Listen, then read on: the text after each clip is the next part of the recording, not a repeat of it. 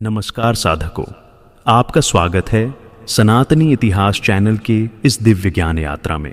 आज हम जिस उपनिषद की चर्चा करने जा रहे हैं वह छोटा जरूर है, लेकिन उसका प्रकाश असीम है। यह वह उपनिषद है जिसने दुनिया को एक ऐसा विचार दिया जिसने न केवल संस्कृतियों को जोड़ा बल्कि मानवता की नींव को बहुत गहरा स्पर्श किया। यह वही उपनिषद है जिसने कहा, उदार चरितानाम तु वसुधैव कुटुंबकम, यानी उदार हृदय वाले मनुष्यों के लिए पूरी धरती ही परिवार है। सोचिए, हजारों साल पहले जब दुनिया राष्ट्रों, सीमाओं और जातीय भेदों में बंटी भी नहीं थी, तब हमारे ऋषियों ने ऐसा विचार दिया कि पूरी धरती एक घर है और हर जीव उसी घर का सदस्य। यही महोपनिषद का हृदय है। लेकिन यह उपनिषद सिर्फ नैतिक संदेश नहीं देता, यह गहराई में जाकर हमें बताता है कि सृष्टि कहाँ से आई, मनुष्य का उद्देश्य क्या है, आत्मा का स्वरूप क्या है और वह कौन सा बिंदु है जहां मनुष्य ब्रह्म से एक हो जाता है। और सबसे सुंदर बात यह है कि इसकी शिक्षा किसी कठोर भाषा में नहीं बल्कि सहज संवादों में मिलती है। कभी शुकदेव और राजा जनक की वार्ता में, कभी ऋभु और निदाघ के अद्भुत संवादों में, कभी विष्णु नारायण की दिव्य महिमा में। इन संवादों में छुपा ज्ञान आज भी उतना ही जीवंत है जितना सहस्रों वर्ष पहले था। इस यात्रा की शुरुआत हम वहीं से करेंगे जहां सब कुछ शुरू हुआ, जब कुछ नहीं था, न आकाश, न पृथ्वी, न दिशा, न समय, बस एक ही सत्ता थी, शाश्वत, शांत, अनंत। और उसी अनंत से निकली सृष्टि की पहली लहर। यही अध्याय महोपनिषद हमें खोलकर दिखाता है कि ब्रह्म से जगत कैसे फूटा, कैसे प्राण, मन और इंद्रियां जन्मी और कैसे यह विशाल दृश्य जगत बना। आइए इस दिव्य कथा की शुरुआत करते हैं और जानने की कोशिश करते हैं कि सृष्टि की यह यात्रा कैसे शुरू हुई और कैसे महोपनिषद बहुत समय पहले के शांत और दिव्य काल में, जब वन तपस्वियों के लिए आश्रय थे, जब ऋषियों की तपस्या से दिशाएं सुवासित होती थीं और जब ज्ञान केवल ग्रंथों में नहीं बल्कि अनुभूति में बसता था, तब एक तेजस्वी ब्राह्मण कुमार निदाघ एक गहन वन में तप कर रहे थे। उनके भीतर जिज्ञासा थी, विद्या थी, विशाल शास्त्रीय ज्ञान था, परंतु एक कमी थी जो उन्हें अभी झांक नहीं थी। उनके भीतर एक सूक्ष्म पर कठोर अहम का आवरण था जो उन्हें वास्तविक अद्वैत को अनुभव करने से रोक रहा था। वे शास्त्रों को पढ़ते थे, उनका पाठ करते थे, श्लोकों की गूढ़ व्याख्या समझते थे, पर उनकी दृष्टि अभी भी यह मेरा है, यह नहीं है, यह ऊंचा है, यह नीचा है जैसे भेदों में उलझी हुई थी। उनके गुरु ऋभु, जो केवल विद्वान ही नहीं बल्कि परब्रह्म तत्व के अनुभवी महर्षि थे, दूर से ही अपने शिष्य की इस कमी को समझते थे। निदाघ में ज्ञान था, पर वह अब भी केवल शब्दों तक सीमित था। उसे हृदय में उतरना था, उसे दृष्टि बदलनी थी, उसे संसार को नई आंखों से देखना था। ऋभु जानते थे कि जब तक अनुभव का प्रकाश नहीं जलता, शास्त्रीय ज्ञान केवल भार बन जाता है। इसलिए उन्होंने अपने शिष्य को भीतर से झकझोरने का निश्चय किया।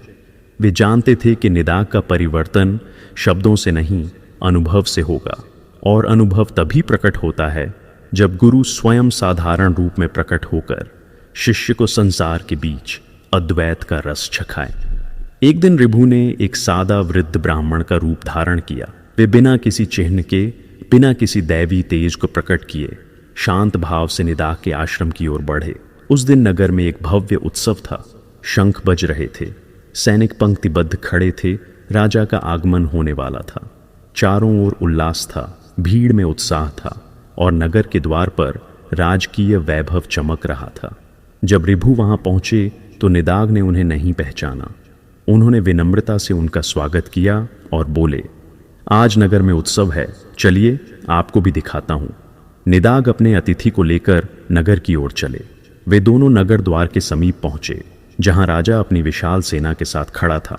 अनेक घोड़े, रथ और चमकदार कवच से सुसज्जित सैनिक वहां उपस्थित थे। शंखों की ध्वनि के बीच वातावरण गौरव से भरा हुआ था। निदाघ ने उत्साह से कहा, गुरुदेव देखिए, ये हमारे राजा हैं और ये इनकी प्रजा, इनके बीच का वैभव और अंतर देखिए। इसी पल ऋभु मुस्कुराए। उनकी मुस्कान में करुणा थी, गहराई थी। उन्होंने शांत स्वर में कहा, मुझे तो इनमें कोई भेद नहीं दिखता। राजा भी मनुष्य है, प्रजा भी मनुष्य है। भेद केवल मन की दृष्टि का खेल है। निदाग उनके उत्तर से चकित रह गए। उनके मन के भीतर पहली बार एक प्रश्न उठा जो अब तक नहीं उठा था। वे सोचने लगे कि यह वृद्ध कौन है जिसकी दृष्टि इतनी भेदरहित है। रिभु आगे बोले, तुम जिसे बड़ा और छोटा मानते हो वही तुम्हें भेदों में उलझाए रखता है। राजा के शरीर में और किसी साधारण मनुष्य के शरीर में ऐसा क्या है जो उन्हें दो बना देता है? दोनों ही भोजन करते हैं, दोनों ही सोते हैं, दोनों ही दुख और सुख का अनुभव करते हैं। एक के पास सत्ता है और दूसरे के पास सेवा, पर यह भी केवल परिस्थितियों का अंतर है, स्वरूपों का नहीं। निदाग इस बात से भीतर तक हिल गए। उन्हें पहली बार एहसास हुआ कि वर्षों से पढ़े गए ग्रंथों में जो अद्वैत का उपदेश वे सुनते आए थे वह केवल शब्दों में ही उनके भीतर था, दृष्टि में नहीं। उस वृद्ध ब्राह्मण की सरल बातों में अद्भुत शक्ति थी। वे दोनों कुछ देर वहीं खड़े रहे, फिर रिभु धीरे से वहां से चले गए। निदाग गहरी सोच में डूब गए। उन्हें लगा कि उत्सव की भीड़ के बीच भी कोई नेत्रों से परे सत्य उन्हें छूकर चला गया है। कुछ महीने बीत गए।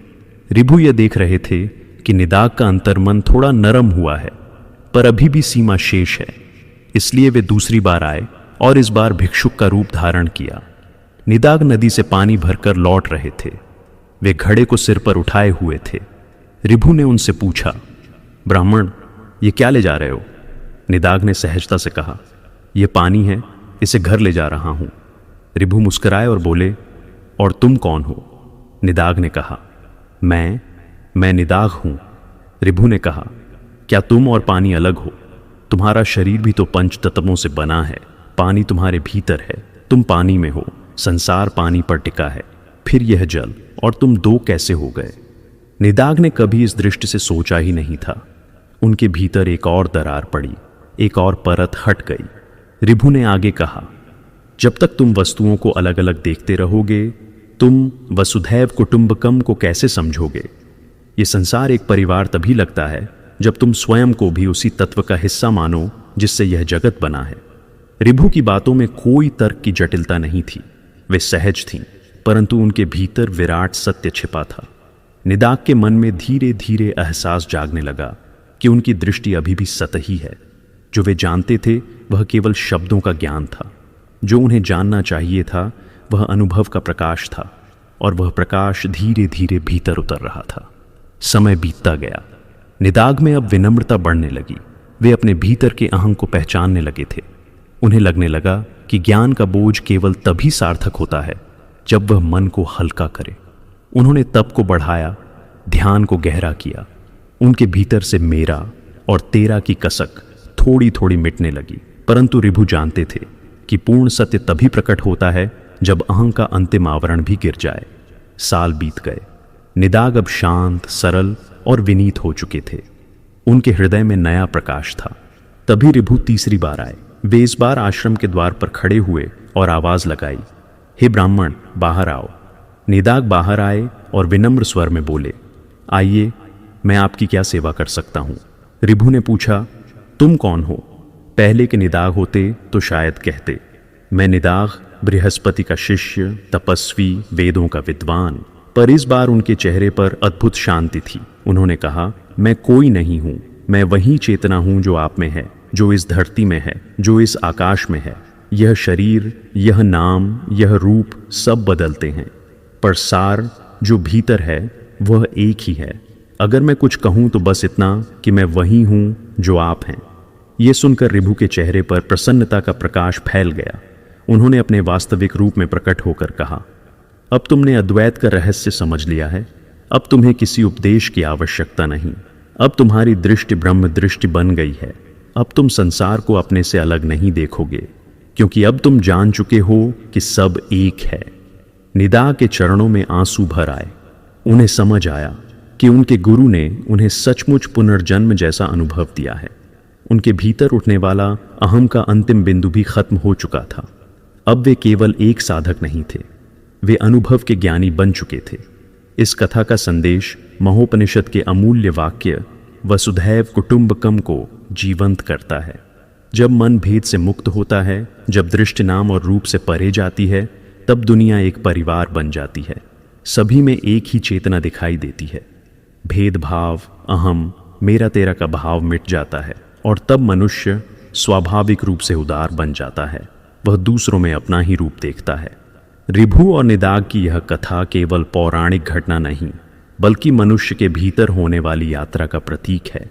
यह बताती है कि ज्ञान केवल शब्द नहीं, परिवर्तन भी है। यह उस क्षण को दर्शाती है जब मनुष्य अपनी सीमाओं को पहचानता है और भीतर के आकाश को छूता है। अद्वैत केवल एक दार्शनिक विचार नहीं, बल्कि वह अनुभव है जिसमें सारा जगत एक ही परिवार लगता है। जब यह भावना जागती है तब करुणा सहज हो जाती है, प्रेम स्वाभाविक हो जाता है। निदाग ने जब कहा मैं कोई नहीं हूं, वह वास्तव में यह स्वीकार कर रहे थे कि अहम ही सभी भेदों की जड़ है। और जब अहम गिरता है तब मन स्वयं प्रकाश बन जाता है। तब गुरु का उपदेश भी अनावश्यक हो जाता है, क्योंकि सत्य स्वयं प्रकट हो जाता है। ऋभु ने अपने शिष्य को किसी ग्रंथ की ओर नहीं भेजा, किसी जटिल तर्क में नहीं उलझाया, किसी कठिन साधना में नहीं डाला। उन्होंने केवल जीवन के साधारण दृश्यों में अद्वैत की झलक दिखाई।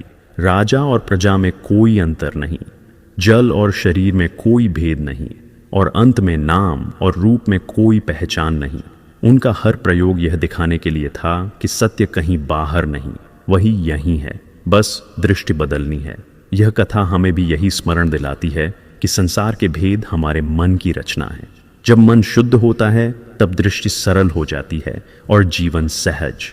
तब हम हर प्राणी में उसी चेतना की चमक देखते हैं जो हमारे भीतर है। वही ब्रह्म है, वही सत्य है। कथा हमें मार्ग दिखाती है। अब इसी भाव को महोपनिषद किस रूप में समझाता है, इसे थोड़ा करीब से देखते हैं। बहुत प्राचीन काल में जब ऋषियों का जीवन पूरी पृथ्वी को प्रकाश देने वाला दीपक था, जब वेदों की ध्वनि दिशाओं में गूंजती थी और जब मानव का हृदय ईश्वर के प्रति पूर्ण समर्पण से भरा रहता था, तब उपनिषदों का उदय हुआ।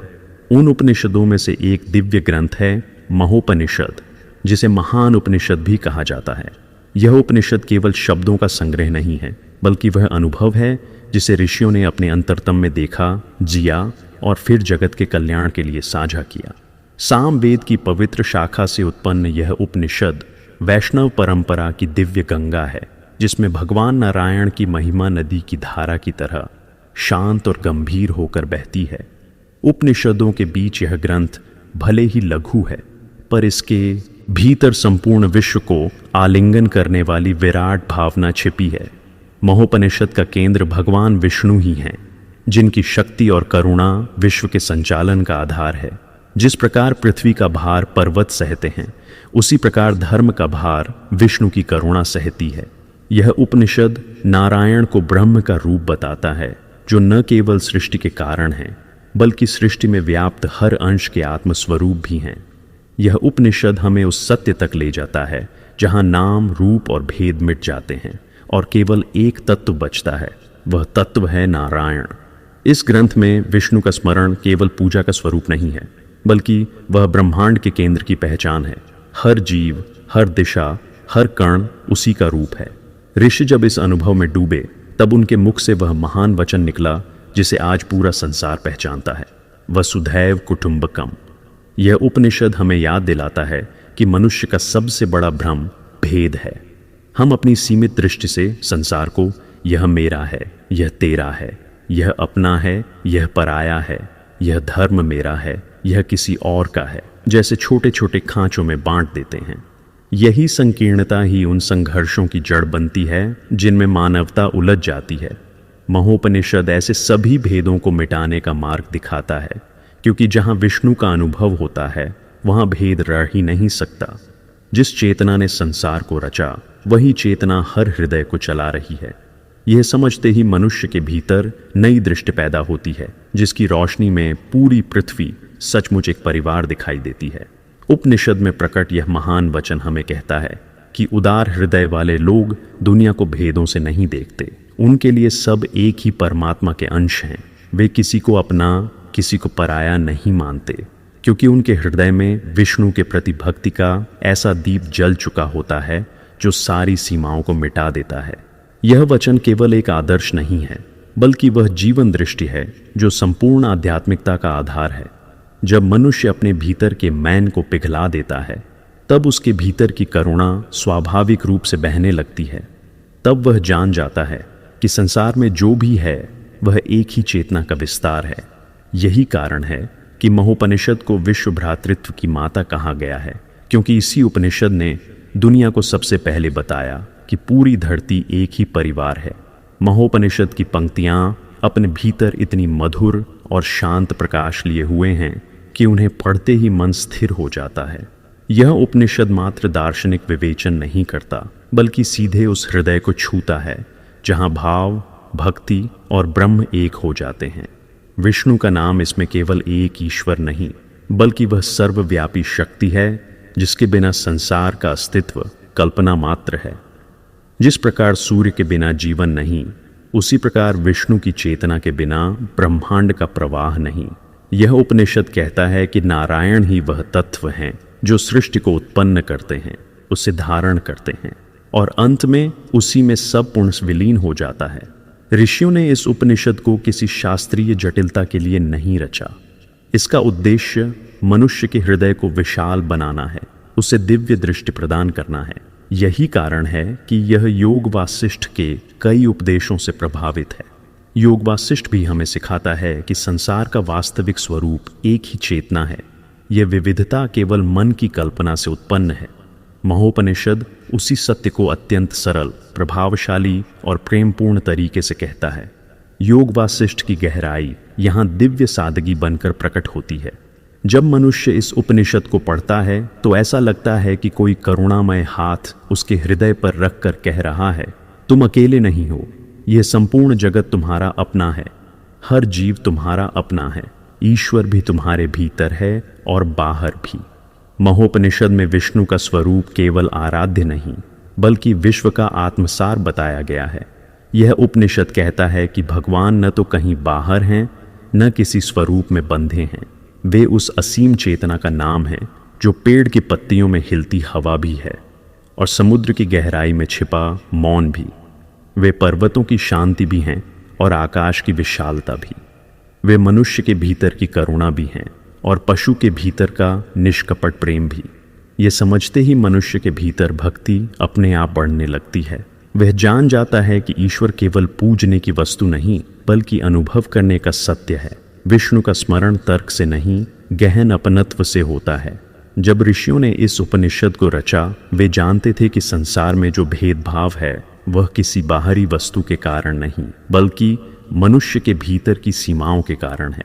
इसीलिए यह उपनिषद बार बार कहता है कि जो लोग सीमित बुद्धि रखते हैं वे संसार को छोटे छोटे टुकड़ों में बांट देते हैं, परंतु उदार लोग केवल एक ही सत्य देखते हैं। वे कहते हैं, यह आत्मा वही आत्मा है, यह जीव वही चेतना है, यह संसार उसी परमात्मा का विस्तार है जिसे हम विष्णु कहते हैं। जब मनुष्य का हृदय ऐसा हो जाता है, तब वह जहाँ जाता है वहाँ शांति फैल जाती है। ऐसा व्यक्ति किसी धर्म, जाति, भाषा या रूप को देखकर भेद नहीं करता। उसका प्रेम सीमाओं से परे होता है। यही है महोपनिषद का आदर्श मनुष्य।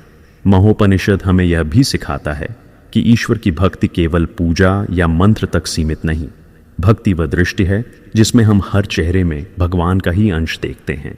जब कोई मानव दूसरे को दुखी देखकर दुखी हो जाए, जब वह दूसरों के सुख को ईश्वर का उपहार मानकर आनंदित हो, तब वह भक्ति के वास्तविक मार्ग पर होता है।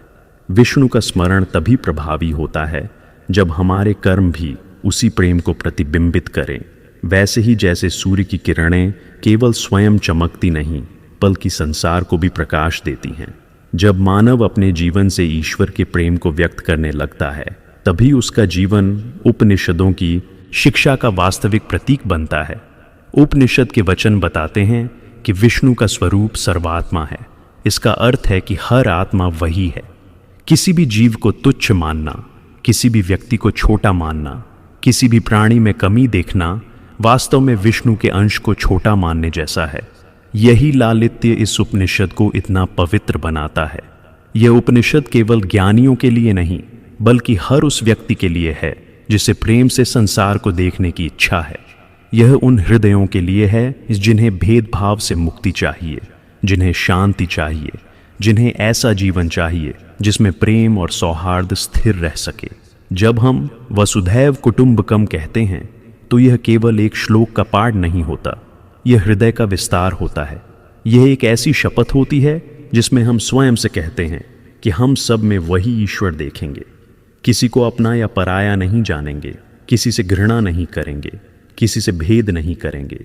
यही शपथ महोपनिषद हमें प्रदान करता है।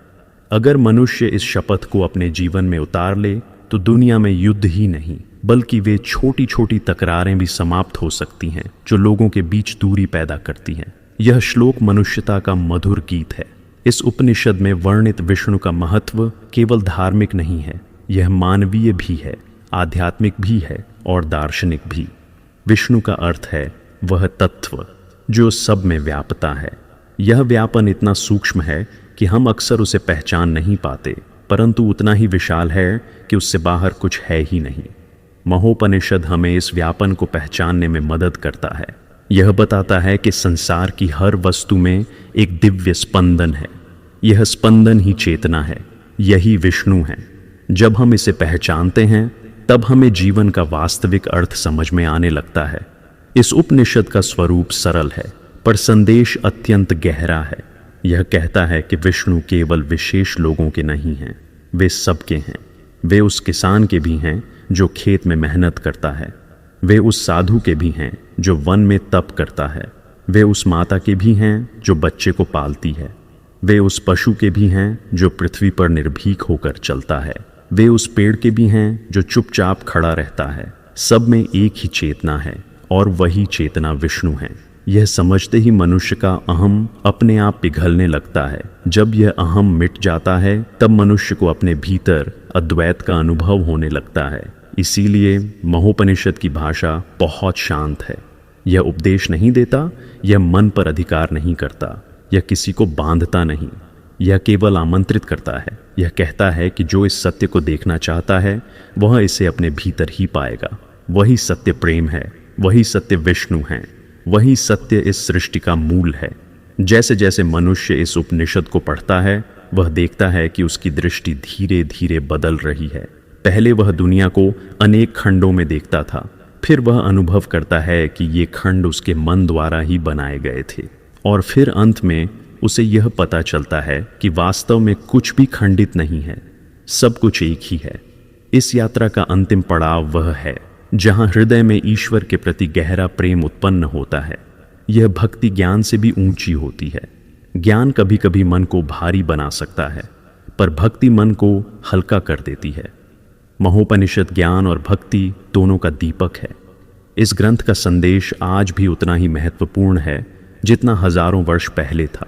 संसार में विभाजन बढ़ते जा रहे हैं, लोग एक दूसरे से दूर होते जा रहे हैं, विचार अलग अलग हो रहे हैं।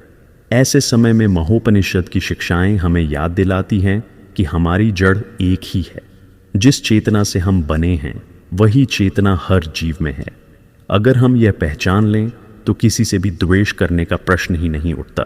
जहाँ द्वेष नहीं वहाँ हिंसा नहीं, जहाँ भेद नहीं वहाँ संघर्ष नहीं, जहाँ संघर्ष नहीं वहाँ शांति है।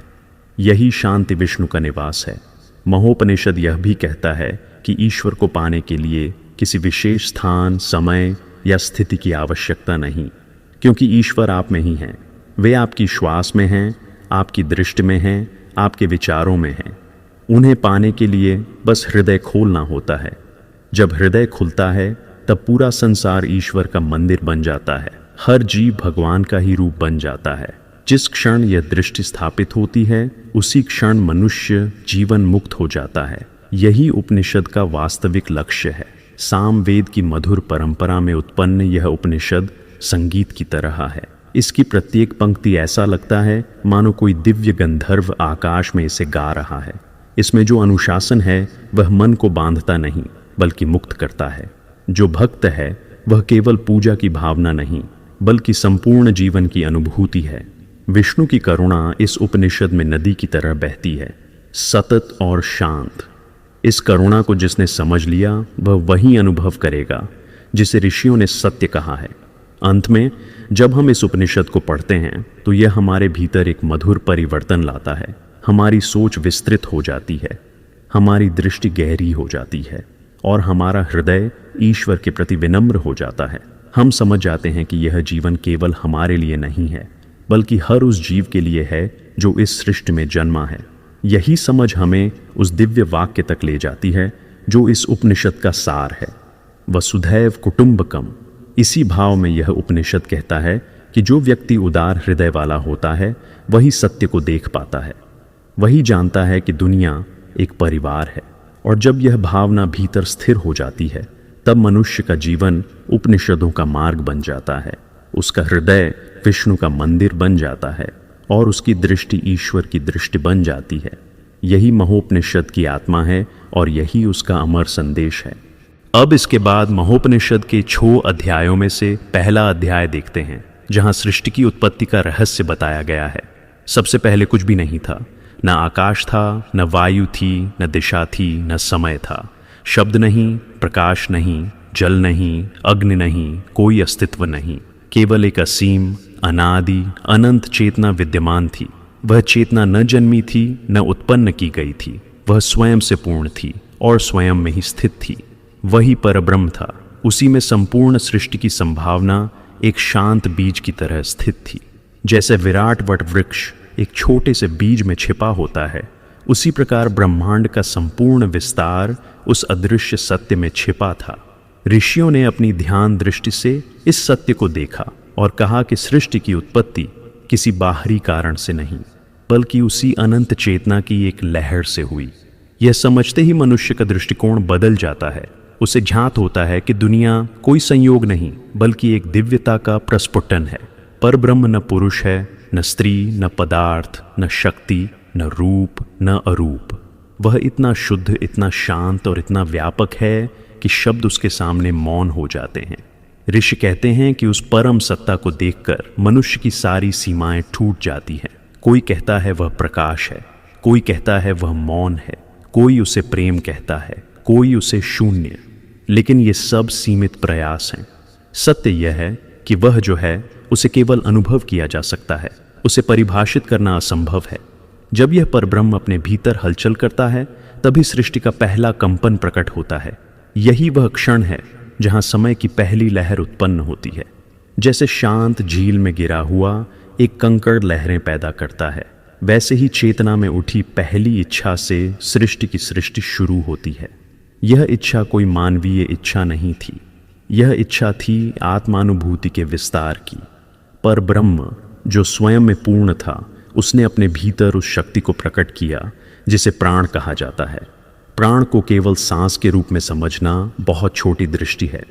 प्राण वह मूल ऊर्जा है, वह स्पंदन है, वह कंपन है, वह सूक्ष्म प्रवाह है जो पूरे ब्रह्मांड में फैला हुआ है। प्राण सूक्ष्मतम स्तर पर वही है जो स्थूल स्तर पर जीवन के रूप में दिखता है। हर ग्रह की गति, हर तारे की चमक, हर जीव की गतिविधि, हर परमाणु का कंपन, सब प्राण की ही तरंगें हैं। महोपनिषद इसी प्राण को सृष्टि का प्रथम अभिव्यक्ति मानता है। जैसे सूर्य की पहली किरण उदय होते ही अंधकार मिटा देती है, वैसे ही प्राण का उदय होते ही शून्य में हलचल शुरू होती है। प्राण से मन उत्पन्न होता है। यह क्रम अत्यंत सूक्ष्म है, पर इसकी अनुभूति साधना के मार्ग में स्पष्ट होती है। प्राण से मन उत्पन्न होने का अर्थ है कि जैसे ही ऊर्जा का प्रवाह चलता है, चेतना का केंद्र दिशा ग्रहण करने लगता है। मन उस चेतना का वह भाग है जो अनुभव करता है, स्मरण करता है, निर्णय लेता है, आकांक्षाएं करता है और संसार को रूप देता है। मन केवल विचार नहीं, बल्कि एक शक्ति है, ऊर्जा का संगठन है। यही कारण है कि कहते हैं मनोमय जगत सबसे सूक्ष्म होता है। जब प्राण में लहर उठती है तो मन उसे रूप देता है। मन का अस्तित्व ब्रह्मांड के भीतर स्वयं ब्रह्म का ही एक रूप है। मन के बिना अनुभव नहीं, अनुभूति नहीं और जीवत्व नहीं। ऋषि मन को सृष्टि के निर्माण में अत्यंत महत्वपूर्ण मानते हैं, क्योंकि मन ही इंद्रियों को दिशा देता है। मन ही कहता है कि यह देखो, यह सुनो, यह स्पर्श करो, यह ग्रहण, यही त्याग। इसीलिए जब प्राण से मन उत्पन्न होता है तो सृष्टि को अपना पहला आंतरिक ढांचा मिलता है। मन से इंद्रियां उत्पन्न होती हैं। 5 इंद्रियां केवल भौतिक साधन नहीं, बल्कि सूक्ष्म ऊर्जा के द्वार हैं। देखने, सुनने, चखने, सूंघने और स्पर्श करने की क्षमता केवल शारीरिक प्रक्रिया नहीं बल्कि चेतना की व्यवस्था है। मन इन इंद्रियों को जगाता है और संसार को अनुभव करने के मार्ग खोलता है। मन यदि प्राण का संगठन है तो इंद्रियां मन का विस्तार है। जब इंद्रियां उत्पन्न होती हैं तो अनुभव का आरंभ होता है और अनुभव ही सृष्टि को अर्थ देता है। जिस क्षण इंद्रियां खुलीं उसी क्षण ब्रह्मांड में विविधता का पहला स्वाद प्रकट हुआ। ब्रह्म जो स्वयं में एक था अब अनेक रूपों में अनुभवित होने लगा। इंद्रियों के जागरण से स्थूल जगत का निर्माण शुरू होता है। पहले सूक्ष्म तत्व जन्म लेते हैं। शब्द, स्पर्श, रूप, रस, गंध, ये 5 सूक्ष्म तन्मात्राएं मिलकर 5 महाभूतों का निर्माण करती हैं। आकाश, वायु, अग्नि, जल और पृथ्वी। यह क्रम कोई भौतिक प्रक्रिया नहीं बल्कि चेतना की गहराई से चली आ रही लय है। आकाश सबसे सूक्ष्म है, फिर वायु उसमें गति लाती है, अग्नि रूप देती है, जल प्रवाह देता है और पृथ्वी स्थिरता प्रदान करती है। इन्हीं 5 के मेल से शरीर बनते हैं, पर्वत बनते हैं, नदियां बहती हैं, गृह घूमते हैं और ब्रह्मांड का विस्तार होता है। ऋषियों ने कहा है कि जगत कोई ठोस वस्तु नहीं बल्कि ऊर्जा की एक अवस्थिति है। जैसे पानी, बर्फ और भाप दोनों बन सकता है, वैसे ही ब्रह्म चेतना, प्राण, मन, इंद्रियां, पदार्थ और जगत बनकर प्रकट होता है। यह सब एक ही ऊर्जा के विभिन्न रूप हैं। यही कारण है कि महोपनिषद कहता है ब्रह्म ही कारण है और ब्रह्म ही आधार है। सृष्टि उसी से उत्पन्न होती है और अंत में उसी में विलीन हो जाती है। ऐसा नहीं है कि एक दिन जगत बना और एक दिन समाप्त हो जाएगा। हर क्षण सृष्टि बन रही है और हर क्षण सृष्टि समाप्त भी हो रही है। मनुष्य इसे देख नहीं पाता क्योंकि उसकी दृष्टि स्थूल है, लेकिन सूक्ष्म दृष्टि वाले ऋषियों ने इस सत्य को अनुभव किया और बताया कि सृष्टि एक निरंतर प्रवाह है, एक सतत चलने वाला चक्र है। इसीलिए यह भी कहा जाता है कि सृष्टि एक दिव्य खेल है। खेल केवल बच्चों का नहीं बल्कि परमात्मा का भी होता है। लेकिन यह खेल गंभीरता से भरा नहीं होता, यह लीला है। लीला का अर्थ है सहजता, स्वतंत्रता, आनंद और निरंतर परिवर्तन। ईश्वर कोई दंडाधिकारी नहीं बल्कि एक नर्तक है और सृष्टि उसका नृत्य है। यह नृत्य ताल और लय से भरा है। ऊर्जा की लहरें उठती हैं, शांत होती हैं, रूप लेती हैं, मिटती हैं, फिर नए रूप बनाती हैं। यह प्रक्रिया इतना विस्तृत है कि उसे केवल समय की दृष्टि से नहीं समझा जा सकता। यह कालातीत प्रक्रिया है। जब यह समझ पैदा होती है कि जगत एक दिव्य प्रवाह है, तब मनुष्य का दृष्टिकोण बदल जाता है। प्रकृति उसके लिए केवल संसाधन नहीं रहती बल्कि भगवान का ही शरीर बन जाती है। नदी केवल जल नहीं बल्कि चैतन्य का प्रवाह बन जाती है। पर्वत केवल पत्थर नहीं बल्कि स्थिरता का प्रतीक बन जाते हैं। आकाश केवल शून्य नहीं बल्कि अनंतता का द्वार बन जाता है। जीव केवल जीवित प्राणी नहीं बल्कि चेतना के वाहक बन जाते हैं। यह दृष्टि जब मनुष्य के भीतर आती है तब उसका जीवन साधारण से असाधारण हो जाता है। वह संसार को ब्रह्म के खेल की तरह देखने लगता है और यह दृष्टि उसे मुक्त करती है। सृष्टि को समझने के लिए मन को शांत करना पड़ता है, क्योंकि सृष्टि की उत्पत्ति में कोई हिंसा नहीं, कोई विस्फोट नहीं, कोई अराजकता नहीं है। यह आधुनिक विज्ञान की तरह ध्वनि और प्रकाश का विस्फोट नहीं बताती। उपनिषद कहते हैं कि शुरुआत मौन में हुई थी, मौन से प्राण निकला, प्राण से मन निकला। यह क्रम इतना कोमल है कि उसे समझने के लिए मन को भी उतना ही कोमल होना पड़ता है। जिस प्रकार सूर्योदय धीरे धीरे होता है और पहले प्रकाश की लकीर आती है, फिर आकाश में हल्की रोशनी फैलती है, फिर सूर्य दिखता है, वैसे ही सृष्टि की शुरुआत भी धीरे धीरे हुई। वह अचानक नहीं थी, वह एक संगीत था, एक लय थी, एक अनुग्रह था। उपनिषदों के अनुसार सृष्टि कभी भी पूर्ण रूप से नाश नहीं होती, केवल रूप बदलता है। मृत्यु केवल परिवर्तन है, जन्म केवल एक नया अध्याय है। यह क्रम केवल शरीरों में नहीं, तारों और ग्रहों में भी होता है। सूर्य भी जन्म लेते हैं, जीते हैं और समाप्त होते हैं। पृथ्वियाँ भी उत्पन्न होती हैं और लीन हो जाती हैं। पर्वत उठते हैं और फिर मिट जाते हैं। नदियाँ बनती हैं और फिर सूख जाती हैं। सब कुछ उसी लय में चलता है। ब्रह्म किसी भी रूप से बंधा नहीं, वह हर रूप को धारण करता है। जब मनुष्य इस सत्य को जान लेता है कि सृष्टि ब्रह्म की लीला है, तो उसके भीतर से भय मिट जाता है। उसे मृत्यु का भय नहीं रहता, क्योंकि वह समझ लेता है कि उसका वास्तविक स्वरूप शरीर नहीं, बल्कि वही चेतना है जिससे सृष्टि बनी है। यह समझ उसे शांति देती है। वह जान लेता है कि ब्रह्म से जो निकला है वह ब्रह्म में ही वापस जाएगा। यह मार्ग उतना ही स्वाभाविक है जितना नदी का समुद्र में मिलना। नदी जब गिरती है तब वह दुखी नहीं होती, बल्कि वह अपने अंतिम घर की ओर बढ़ रही होती है। उसी प्रकार मनुष्य का जीवन भी सागर की ओर बढ़ती नदी की तरह है। महोपनिषद इस क्रम को केवल वर्णित नहीं करता, बल्कि अनुभवित कराता है। यह पाठ बताता है कि सृष्टि की उत्पत्ति को समझना केवल ज्ञान नहीं, बल्कि भक्ति का मार्ग भी है। जब मनुष्य यह जानता है कि समस्त जगत एक ही ब्रह्म से निकला है, तब वह ब्रह्म के प्रति गहरा प्रेम अनुभव करता है। उसे लगता है कि वह इस विशालता का हिस्सा है। यह भाव अत्यंत पवित्र होता है। यह भक्ति को जन्म देता है। भक्ति वह सेतु है जो मनुष्य को ब्रह्म के करीब लाता है। जब मनुष्य ब्रह्म को जान लेता है तो वह जान जाता है कि जो कुछ भी वह देख रहा है वह उसी का विस्तार है। पेड़, पर्वत, नदियाँ, तारे, सूर्य, चंद्रमा, जीव, वनस्पतियाँ सब ब्रह्म के रूप हैं। इसका अर्थ यह नहीं कि सब भगवान बन जाते हैं, बल्कि यह कि भगवान सब में बसते हैं। यह भावना मनुष्य को अहिंसा, करुणा और प्रेम की ओर ले जाती है। वह किसी जीव को कष्ट नहीं देता, क्योंकि वह जानता है कि उसमें भी वही चेतना है। वह प्रकृति का दोहन नहीं करता, क्योंकि वह जानता है कि प्रकृति ईश्वर का रूप है। इस सृष्टि की उत्पत्ति में जो दिव्यता है उसे समझने के लिए मन को स्थिर करना आवश्यक है। जब मन स्थिर होता है तब व्यक्ति को महसूस होता है कि सृष्टि केवल बाहर नहीं, बल्कि भीतर भी उत्पन्न होती है। हर विचार एक छोटी सृष्टि है। हर इच्छा एक नई लहर है। हर भाव एक नया संसार रचता है। यही कारण है कि कहते हैं जगत मन का प्रतिबिंब है। दुनिया जैसी दिखती है वह वैसी नहीं, बल्कि वैसी है जैसा मन उसे देखता है। उपनिषद मनुष्य को यह भी याद दिलाते हैं कि जब तक मन इंद्रियों में उलझा है वह सृष्टि के बाहरी रूपों में खोया रहेगा, लेकिन जब मन प्राण में वापस लौटता है और प्राण ब्रह्म में विलीन होता है, तब मनुष्य अपने वास्तविक स्वरूप को पहचानता है। यह पहचान ही मोक्ष है। यह कोई स्थान नहीं, बल्कि दृष्टि है। जब दृष्टि बदलती है तभी संसार बदलता है। सृष्टि की उत्पत्ति को समझना एक आध्यात्मिक यात्रा है। यह यात्रा बाहरी नहीं, आंतरिक है।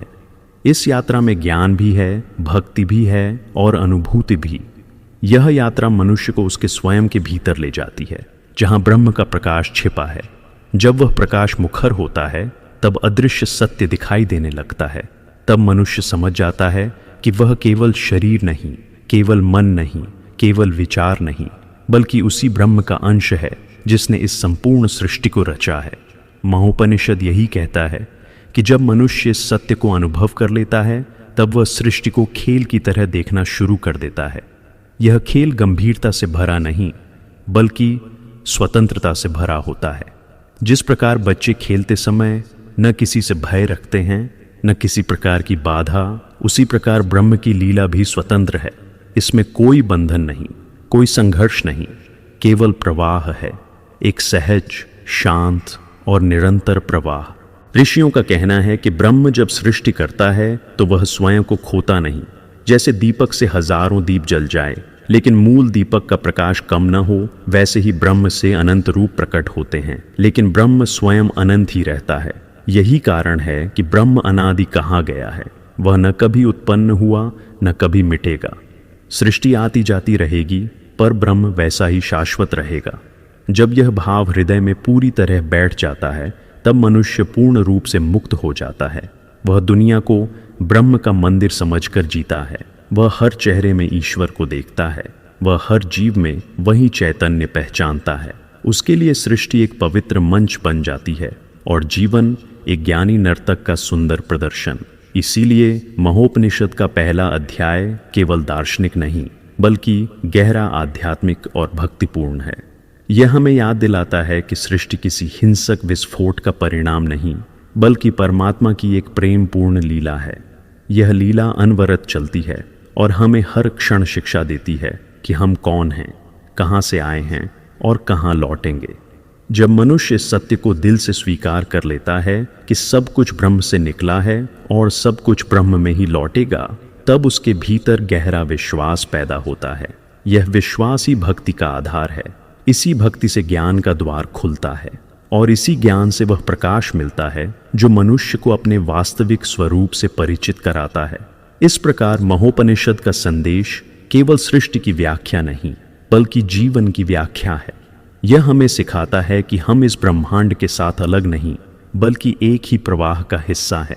यह ज्ञान मनुष्य को विनम्र बनाता है, करुणामय बनाता है, प्रेमपूर्ण बनाता है। जब यह प्रेम फैलता है तभी संसार में शांति संभव होती है। इस प्रकार सृष्टि की शुरुआत ब्रह्म से हुई। प्राण से मन उत्पन्न हुआ, मन से इंद्रियां और इन इंद्रियों के सहयोग से संपूर्ण ब्रह्मांड। यही दिव्य क्रम है, यही ब्रह्म की लीला है और यही वह सत्य है जिसे जानकर मनुष्य अपनी स्वयं की अनंतता को समझता है। अब पहला अध्याय पूरा हुआ तो चलिए दूसरा अध्याय शुरू करते हैं, जिसमें जीवन मुक्ति और देह मुक्ति का गूढ़ स्वरूप बताया गया है। जब महान ऋषियों ने ध्यान की गहराइयों में उतरकर सत्य का दर्शन किया तो उन्होंने जाना कि मनुष्य के जीवन की सबसे बड़ी उपलब्धि बाहरी संसार में विजय नहीं बल्कि भीतर के आत्मा में जागरण है। संसार का वैभव क्षणभंगुर है, शरीर नश्वर है, संबंध और परिस्थितियां और समय के साथ बदल जाती हैं, लेकिन जिस सत्य को उपनिषद ब्रह्म कहकर पुकारते हैं वह अनंत है, अटल है और वही जीवन का अंतिम स्वरूप है।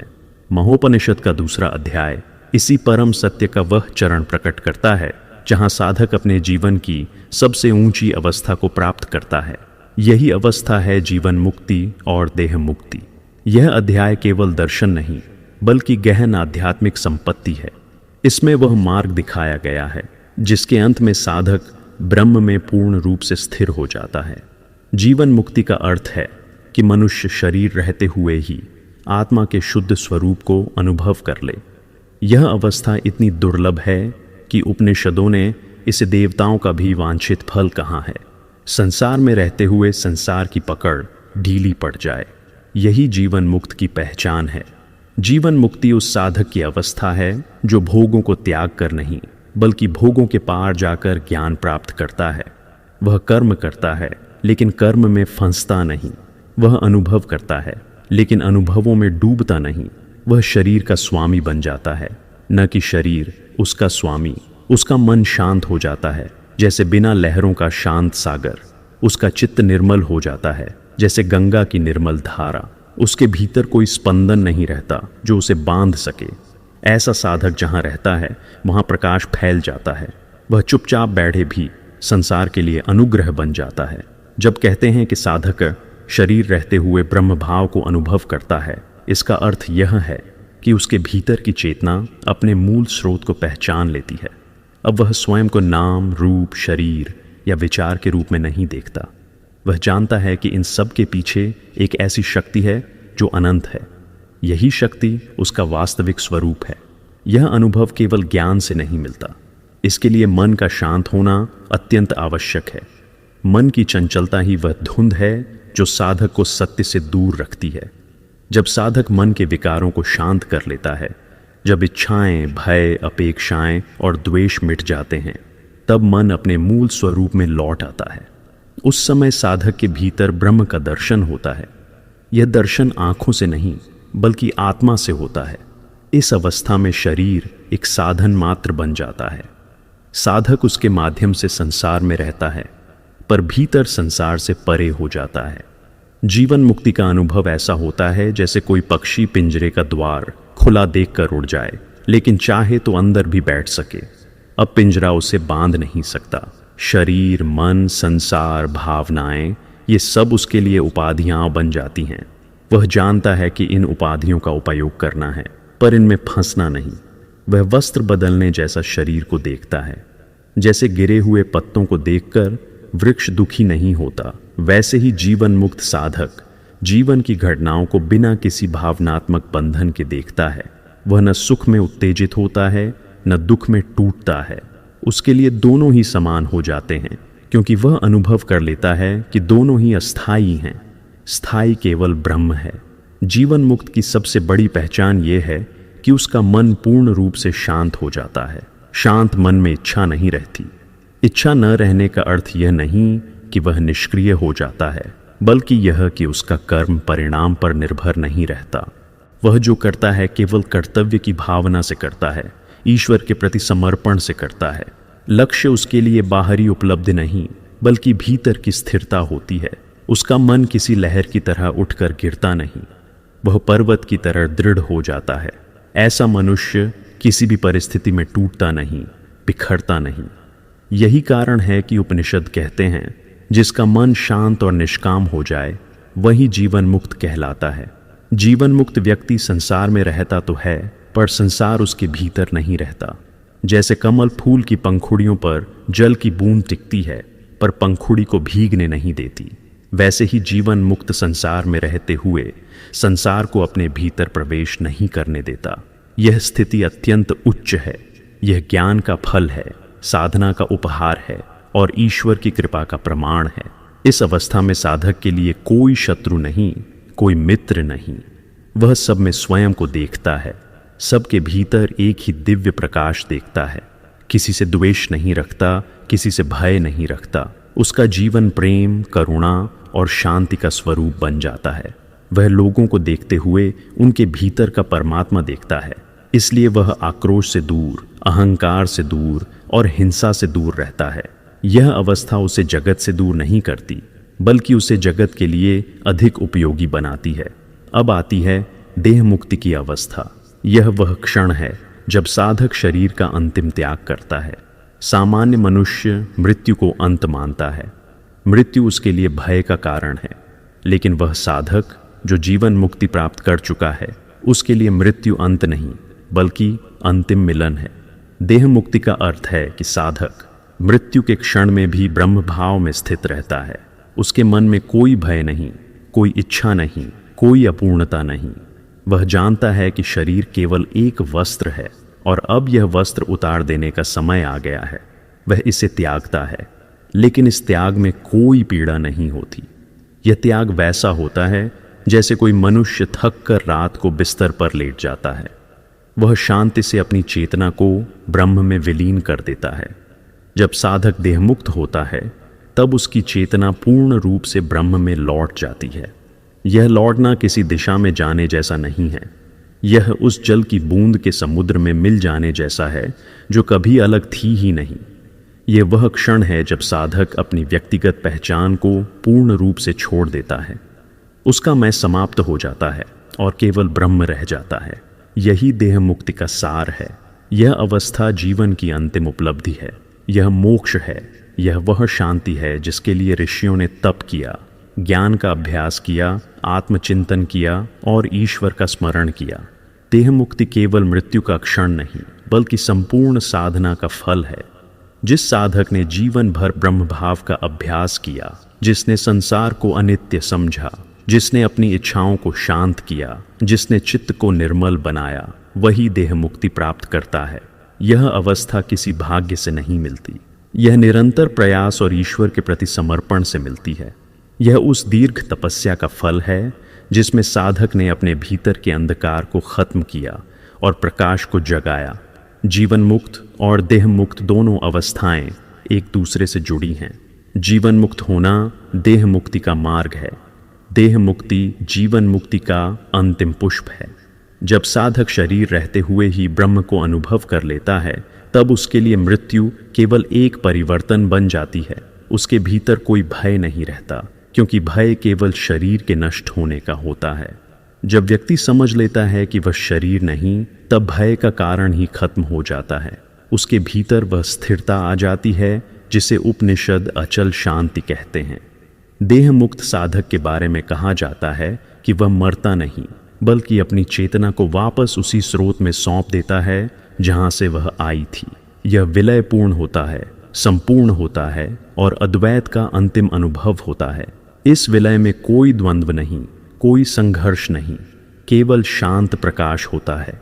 जैसे सुबह की पहली किरण धीरे धीरे अंधकार को मिटाती है, वैसे ही देह मुक्ति का क्षण साधक की अंतिम शांति को प्रकट करता है।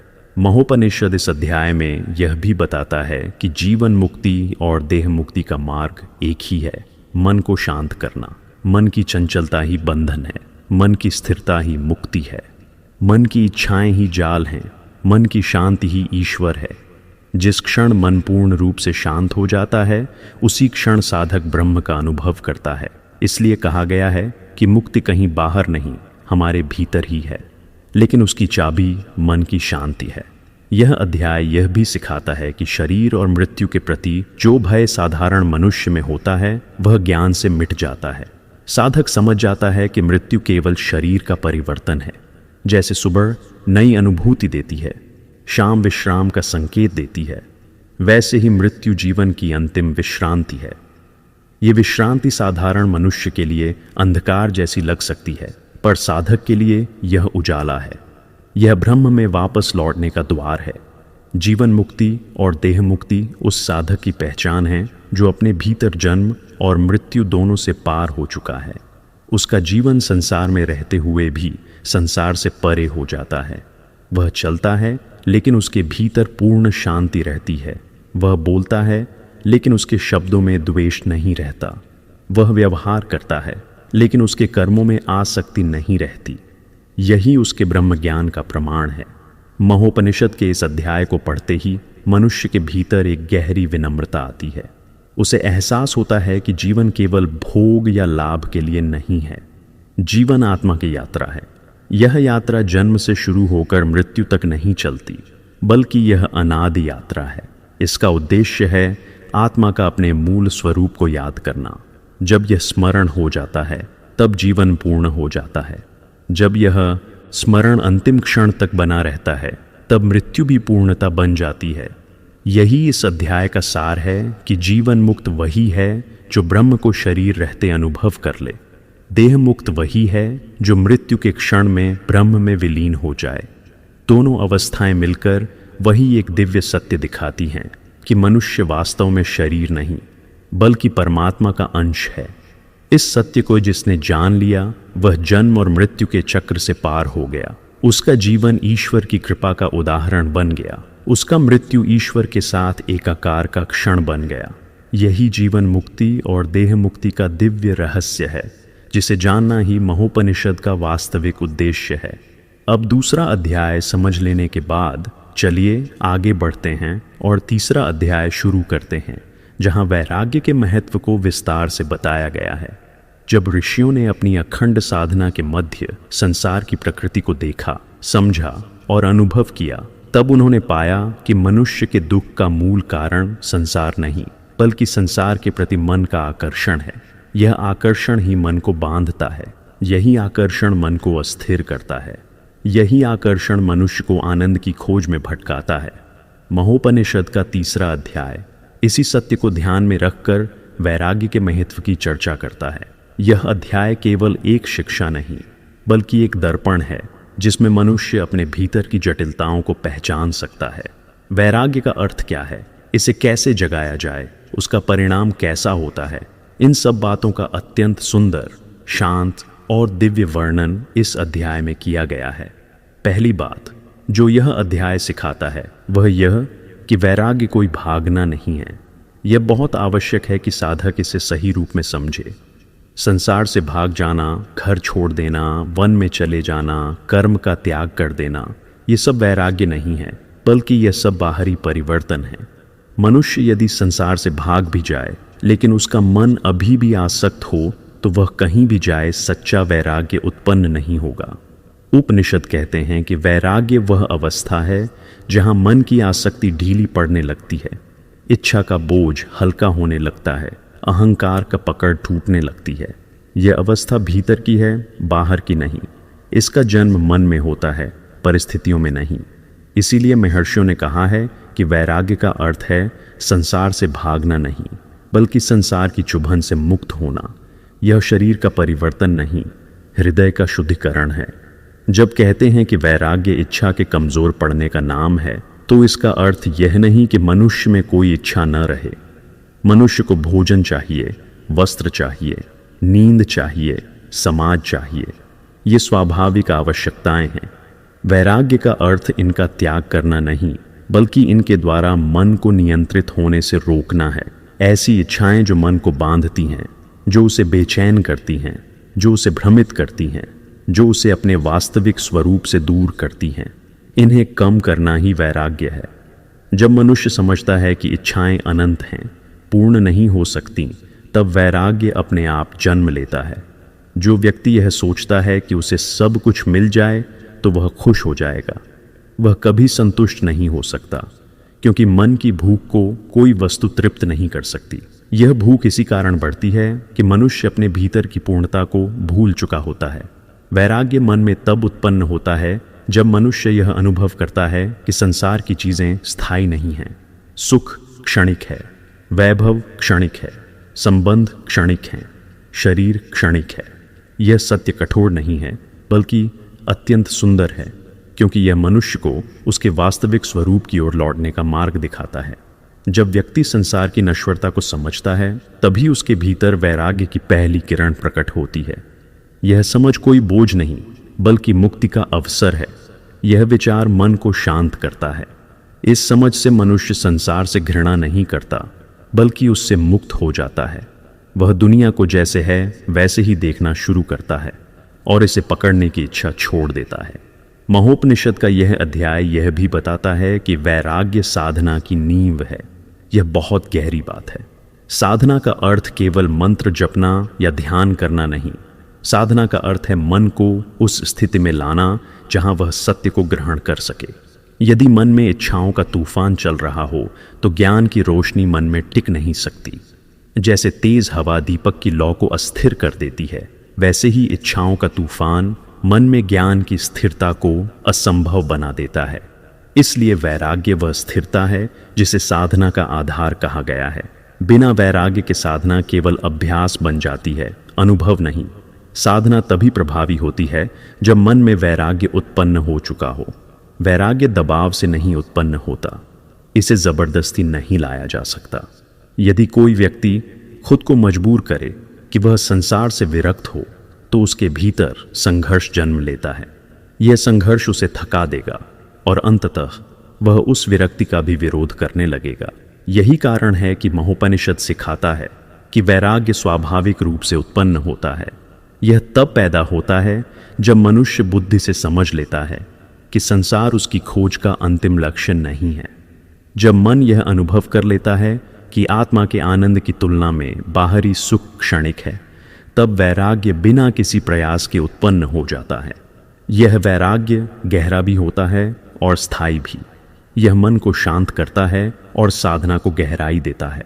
वैराग्य का सबसे सुंदर रूप वह है जिसमें मनुष्य संसार में रहते हुए भी संसार से अप्रभावित रहता है। यही वह अवस्था है जहां साधक किसी चीज को त्यागता नहीं, बल्कि उसकी पकड़ से मुक्त हो जाता है। वह किसी वस्तु को भोगता नहीं, बल्कि उसकी उपस्थिति में रहता है। वह किसी परिस्थिति के कब्जे में नहीं, बल्कि उसका साक्षी बनकर रहता है। यह जीवन अत्यंत सुंदर बन जाता है, क्योंकि इसमें न आसक्ति होती है न भय होता है। जहां आसक्ति है वहां भय है, जहां त्याग है वहां विरोध है। लेकिन वैराग्य दोनों से परे है। यह सहजता है, यह स्वतंत्रता की अवस्था है। जहां यह स्वतंत्रता आती है वहां मनुष्य स्वयं को असीम महसूस करता है। महोपनिषद में कहा गया है कि जब मन में संसार की पकड़ ढीली पड़ती है तभी ज्ञान प्रवेश करता है। यह बात अत्यंत सत्य है। ज्ञान कोई बाहर से आने वाली वस्तु नहीं, ज्ञान तो हमारे भीतर ही है, बस मन की उलझनें उसे ढक देती हैं। इच्छाएं, भय, क्रोध, अहंकार और आसक्ति, ये सब मन पर धूल की तरह जमा हो जाती हैं। धूल हट जाए तो दर्पण चमक उठता है, धूल हट जाए तो सूर्य की रोशनी साफ दिखाई देती है। इसी प्रकार जब मन से आसक्ति हट जाती है तो ज्ञान स्वतः प्रकट हो जाता है। ज्ञान किसी ग्रंथ से नहीं आता, ग्रंथ केवल दिशा दिखाते हैं। वास्तविक ज्ञान हृदय में अनुभव होता है, और यह अनुभव तभी संभव है जब मन शांत हो। यही कारण है कि वैराग्य को ज्ञान का द्वार कहा गया है। वैराग्य केवल साधकों के लिए नहीं, हर मनुष्य के लिए आवश्यक है। जो व्यक्ति वैराग्य को समझता है वह जीवन को बोझ नहीं मानता, वह अपने कर्तव्यों को सहजता से निभाता है। वह किसी घटना में अत्यधिक प्रतिक्रिया नहीं करता, वह न तो सफलता से घमंड करता है, न असफलता से टूटता है। उसके लिए दोनों स्थितियां समान होती हैं। यह समानता किसी मजबूरी की नहीं, बल्कि बुद्धि की होती है। यही बुद्धि उसे शांत, संतुलित और स्थिर बनाती है। जीवन में क्या आएगा, इसका अनुमान नहीं लगाया जा सकता, लेकिन मन को कैसा होना चाहिए, यह हमारे हाथ में है। वैराग्य मन को ऐसा बनाता है कि वह किसी भी परिस्थिति में अपनी स्थिरता नहीं खोता। वैराग्य से मनुष्य अपने भीतर ईश्वर की उपस्थिति महसूस करने लगता है। जब मन इच्छाओं से भरा होता है, तब वह बाहर की ओर भागता है। वह संसार पर ध्यान देता है, वह दूसरों को देखता है, वह तुलना करता है। लेकिन जब मन इच्छाओं से मुक्त होने लगता है, तब वह भीतर की ओर लौटता है। यह भीतर की यात्रा ही साधना है। यही यात्रा ईश्वर तक पहुंचाती है। ईश्वर बाहर खोजने से नहीं मिलता, वह भीतर ही है। लेकिन मन बाहरी चीजों में उलझा हो तो उसे भीतर की आवाज सुनाई नहीं देती। वैराग्य इस भीतर की आवाज को सुनने की क्षमता देता है। यह मन को शांत करता है ताकि वह ईश्वर का अनुभव कर सके। कभी कभी लोग यह समझ लेते हैं कि वैराग्य का अर्थ जीवन से विमुख होना है। वे सोचते हैं कि वैराग्य का अर्थ जीवन के आनंद को छोड़ देना है, पर ऐसा नहीं है। वैराग्य जीवन को अधिक सुंदर बनाता है, क्योंकि यह मन को मुक्त करता है। मुक्त मन ही वास्तविक आनंद का अनुभव कर सकता है। जब मन इच्छाओं से बंधा हो तो उसका आनंद सीमित होता है। वह क्षण के लिए आता है और चला जाता है। लेकिन मुक्त मन का आनंद सीमित नहीं होता, वह स्थायी होता है, वह भीतर से उठता है। यही आनंद ईश्वर का स्पर्श है। उपनिषदों का कहना है कि संसार से भागना आसान है, पर संसार में रहकर वैराग्य को बनाए रखना कठिन है। जो व्यक्ति घर छोड़कर वन में चला जाए, वह अवश्य शांत हो सकता है, लेकिन वह शांत इसलिए होगा क्योंकि परिस्थितियां शांत हैं। लेकिन जो व्यक्ति बाजार में रहे, परिवार में रहे, काम करे, संघर्ष करे और फिर भी शांत रहे, वही वास्तविक वैरागी है। यह वैराग्य ही आत्मा को बल देता है। यह वैराग्य ही सच्ची साधना को जन्म देता है। यह वैराग्य ही उस प्रकाश का द्वार खोलता है जिससे मनुष्य ब्रह्म की अनुभूति करता है। वैराग्य का एक और रूप है जिसे उपनिषद विशेष बताते हैं। यह है अहंकार का ढीलापन। अहंकार वह दीवार है जो मनुष्य को दूसरों से अलग करती है। जब अहंकार प्रबल होता है, तब व्यक्ति दूसरों को नीचा समझता है, स्वयं को श्रेष्ठ समझता है। जब अहंकार की पकड़ छूटती है, तब व्यक्ति सभी में स्वयं को देखना शुरू करता है। वह जानता है कि सब उसी चेतना के अंश हैं। यही समझ उसे विनम्र बनाती है। यही विनम्रता उसे ईश्वर के करीब लाती है। अहंकार की दीवार गिर जाए तो ईश्वर के प्रकाश में कोई बाधा नहीं रह जाती। वैराग्य इस दीवार को ढाता है। वैराग्य केवल मन की इच्छा नहीं, बल्कि आत्मा का स्वभाव है। यह भीतर के सत्य से आने वाली पुकार है। यह उस आत्मा की तड़प है जो अपने मूल, अपने परम सत्य की ओर लौटना चाहती है। जब मनुष्य इस तड़प को सुनता है, तब वैराग्य स्वाभाविक रूप से उत्पन्न होता है। यह तड़प तभी आती है जब मनुष्य संसार के अनुभवों से यह समझ लेता है कि यह दुनिया सुख दे तो क्षण भर का, दुख दे तो गहरा, लेकिन आत्मा का सुख स्थायी है। आत्मा की शांति अमर है। जब यह समझ पूरी तरह भीतर उतर जाती है, तब मनुष्य वैराग्य का मार्ग चुनता है। महोपनिषद इस अध्याय में बताता है कि वैराग्य का विकास धीरे धीरे होता है। यह अचानक नहीं आता। जैसे सुबह का प्रकाश धीरे धीरे बढ़ता है, वैसे ही वैराग्य धीरे धीरे मन को प्रकाशित करता है।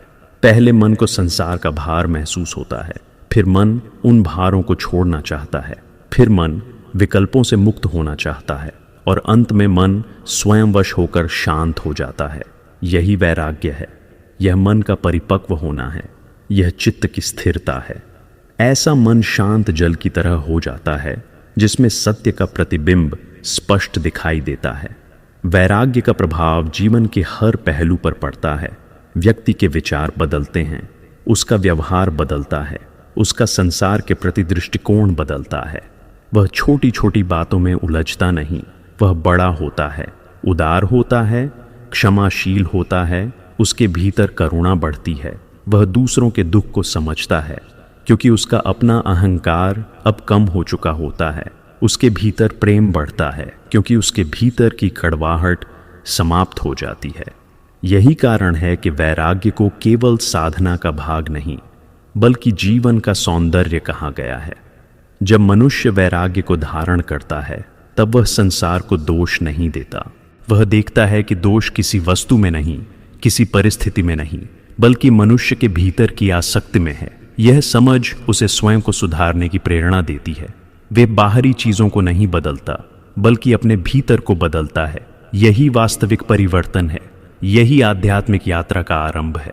महोपनिषद बताता है कि जब मनुष्य अपने भीतर वैराग्य का अनुभव कर लेता है तभी वह आत्मा के सत्य को सुन सकता है। यह सत्य किसी शोर में नहीं सुनाई देता, यह मौन के भीतर सुना जाता है। जब मन शांत होता है तभी आत्मा की आवाज गूंजती है। इसे ही उपनिषदों ने श्रुति कहा है। यह आवाज केवल उन्हें सुनाई देती है जिनके मन में वैराग्य होता है। यही कारण है कि वैराग्य को ज्ञान का प्रवेश द्वार कहा गया है। वैराग्य के बिना साधक चाहे कितना भी प्रयास करे वह ध्यान में स्थिर नहीं हो सकता। मन अगर इच्छाओं से भरा हो तो ध्यान में बैठते ही विचारों का प्रवाह उसे बहा ले जाएगा, लेकिन यदि मन में वैराग्य हो तो विचार धीरे धीरे शांत हो जाते हैं। ध्यान गहरा होता जाता है, चित्त निर्मल होता जाता है। यह निर्मल चित्त ही ईश्वर का दर्शन करता है। यही दर्शन मनुष्य को मुक्त अवस्था में ले जाता है। इसलिए वैराग्य केवल प्रारंभ नहीं बल्कि पूरे मार्ग का सहारा है। इस अध्याय के माध्यम से महोपनिषद यह महान शिक्षा देता है कि वैराग्य कोई कठोर नियम नहीं बल्कि जीवन को सरल बनाने का मार्ग है। यह किसी को दुखी करने के लिए नहीं बल्कि दुख से मुक्त करने के लिए है। यह जीवन की सुंदरता को मिटाने के लिए नहीं बल्कि उसे वास्तविक रूप में देखने के लिए है। जब मनुष्य वैराग्य को समझ लेता है तब जीवन उसके लिए एक बोझ नहीं रहता। वह जीवन को एक लीला की तरह देखता है। वह जान जाता है कि हर घटना एक अनुभव है, हर अनुभव एक शिक्षा है और हर शिक्षा एक मार्ग है। वैराग्य के साथ जीवन अधिक प्रकाशमय होता है। मन में शांति रहती है, हृदय में प्रेम रहता है, जीवन में संतुलन रहता है और अंततः साधक ब्रह्म के निकट पहुंचता है, क्योंकि ब्रह्म की ओर बढ़ने का मार्ग वैराग्य की भूमि पर ही निर्मित होता है। यही इस अध्याय का दिव्य संदेश है कि वैराग्य कोई कठिन साधना नहीं बल्कि भीतर की सहज पुकार है। इस पुकार को जो सुन लेता है वह संसार में रहते हुए भी संसार से परे उठ जाता है और ईश्वर के स्पर्श को अपने हृदय में महसूस करता है। यही वैराग्य का वास्तविक महत्व है। यही इसे साधना की नींव बनाता है। यही इसे जीवन का प्रकाश बनाता है। अब वैराग्य के भाव को समझने के बाद चलिए चौथा अध्याय शुरू करते हैं, जहां आत्मज्ञान का मूल स्वरूप बताया गया है। उपनिषदों की विशाल धारा में यदि कोई ऐसा क्षण है जहां मनुष्य अपने अस्तित्व के रहस्य से पहली बार सामना करता है तो वह आत्मज्ञान का क्षण है। यह क्षण ऐसा है जैसे कोई साधक अंधेरी गुफा में वर्षों तक भटकता रहे और अचानक उसके सामने एक द्वार खुल जाए जो उसे प्रकाश से भरी हुई दुनिया में ले जाए। महोपनिषद का चौथा अध्याय इसी प्रकाश का द्वार है। यह अध्याय वह स्थान है जहां मन, बुद्धि, भावना, प्रश्न, तर्क और चिंतन सब थम जाते हैं। यहाँ केवल साक्षात्कार है, यहाँ केवल सत्य है। और यह सत्य इतना सरल है कि शब्दों से परे है, लेकिन इतना गहरा है कि संपूर्ण ब्रह्मांड को अपने भीतर समेट लेता है। यही सत्य है। आत्मा न जन्म लेती है न मरती है। आत्मा अनादि, अनंत, शुद्ध और अपरिवर्तनीय है। यही आत्मज्ञान है। जब ऋषि इस सत्य को अनुभव करते हैं तो वे मौन में डूब जाते हैं, क्योंकि शब्द इस सत्य का वर्णन नहीं कर सकते। जैसे कोई बच्चा सागर की विशालता को मुट्ठी में नहीं पकड़ सकता, वैसे ही कोई भी शब्द आत्मा की अनंतता को नहीं पकड़ सकते। आत्मा न कोई वस्तु है, न विचार है, न शरीर है, न मन है। आत्मा वह चेतना है जो इन सब को प्रकाशित करती है। जैसे दीपक स्वयं प्रकाश नहीं देखता लेकिन उसी के कारण सब कुछ दिखता है, वैसे ही आत्मा स्वयं अनुभव नहीं होती लेकिन उसी के कारण सभी अनुभव संभव होते हैं। यही कारण है कि उपनिषद बार बार कहते हैं कि आत्मा का ज्ञान ही वास्तविक ज्ञान है। इसके बिना बाकी सब ज्ञान अपूर्ण है। आत्मज्ञान केवल एक विचार नहीं है, यह अनुभव है। और अनुभव तब होता है जब मन पूरी तरह शांत हो जाता है। यह शांत मन कोई साधारण मौन नहीं बल्कि वह मौन है जो गहरे ध्यान की ऊंचाई पर प्राप्त होता है। यह मौन आलस्य का नहीं, बल्कि जागृति का मौन है। ऐसा मौन जो भीतर की सभी लहरों को शांत कर देता है। मन की इच्छाएं शांत हो जाती हैं, भय मिट जाता है, द्वेष पिघल जाता है और एक नई रोशनी भीतर फैलने लगती है। इस रोशनी में मनुष्य को पहली बार यह एहसास होता है कि वह शरीर नहीं, विचार नहीं, भावनाएं नहीं, बल्कि उनसे भी परे एक शुद्ध, स्थिर और अविनाशी चेतना है। यह एहसास केवल अलौकिक नहीं, बल्कि अत्यंत स्वाभाविक होता है। जैसे कोई भूल गया हो कि वह राजा है और अचानक उसे याद आ जाए कि उसका राज्य उसका अपना है। उसी तरह आत्मज्ञान मनुष्य को उसके वास्तविक स्वरूप का स्मरण कराता है। आत्मा अद्वैत है। यह विचार जितना सरल लगता है उतना ही गहरा है। अद्वैत का अर्थ है कि सत्य केवल एक है। सभी रूप, सभी भेद, सभी नाम, सभी परिवर्तन उसी एक सत्य के खेल हैं। अनेकता केवल दिखाई देने वाली छाया है।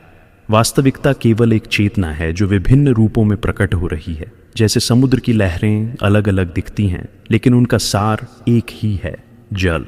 वैसे ही जीव अलग अलग दिखते हैं, लेकिन उनका सार एक ही है, आत्मा। यह समझ आते ही मनुष्य का दृष्टिकोण बदल जाता है।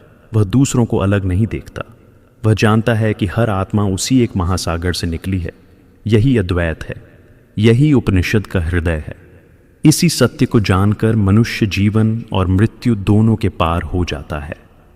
जब मनुष्य आत्मा को जान लेता है तो भय अपने आप मिट जाता है।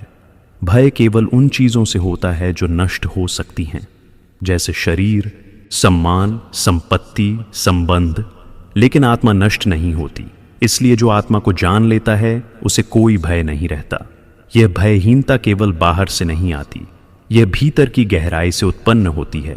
यह साधक को इतना स्थिर बना देती है कि कोई भी परिस्थिति उसे विचलित नहीं कर सकती। चाहे समय प्रतिकूल हो, चाहे स्थिति कठिन हो, चाहे लोग साथ छोड़ दें, आत्मज्ञानी व्यक्ति का मन डगमगाता नहीं।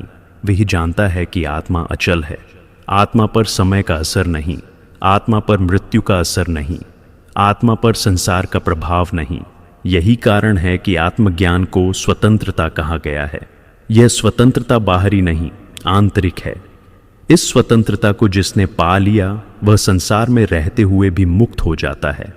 आत्मा के बारे में उपनिषद कहते हैं कि वह जन्म नहीं लेती। जब शरीर जन्म लेता है तो ऐसा प्रतीत होता है कि जीव जन्मा है, लेकिन आत्मा शरीर के साथ उत्पन्न नहीं होती।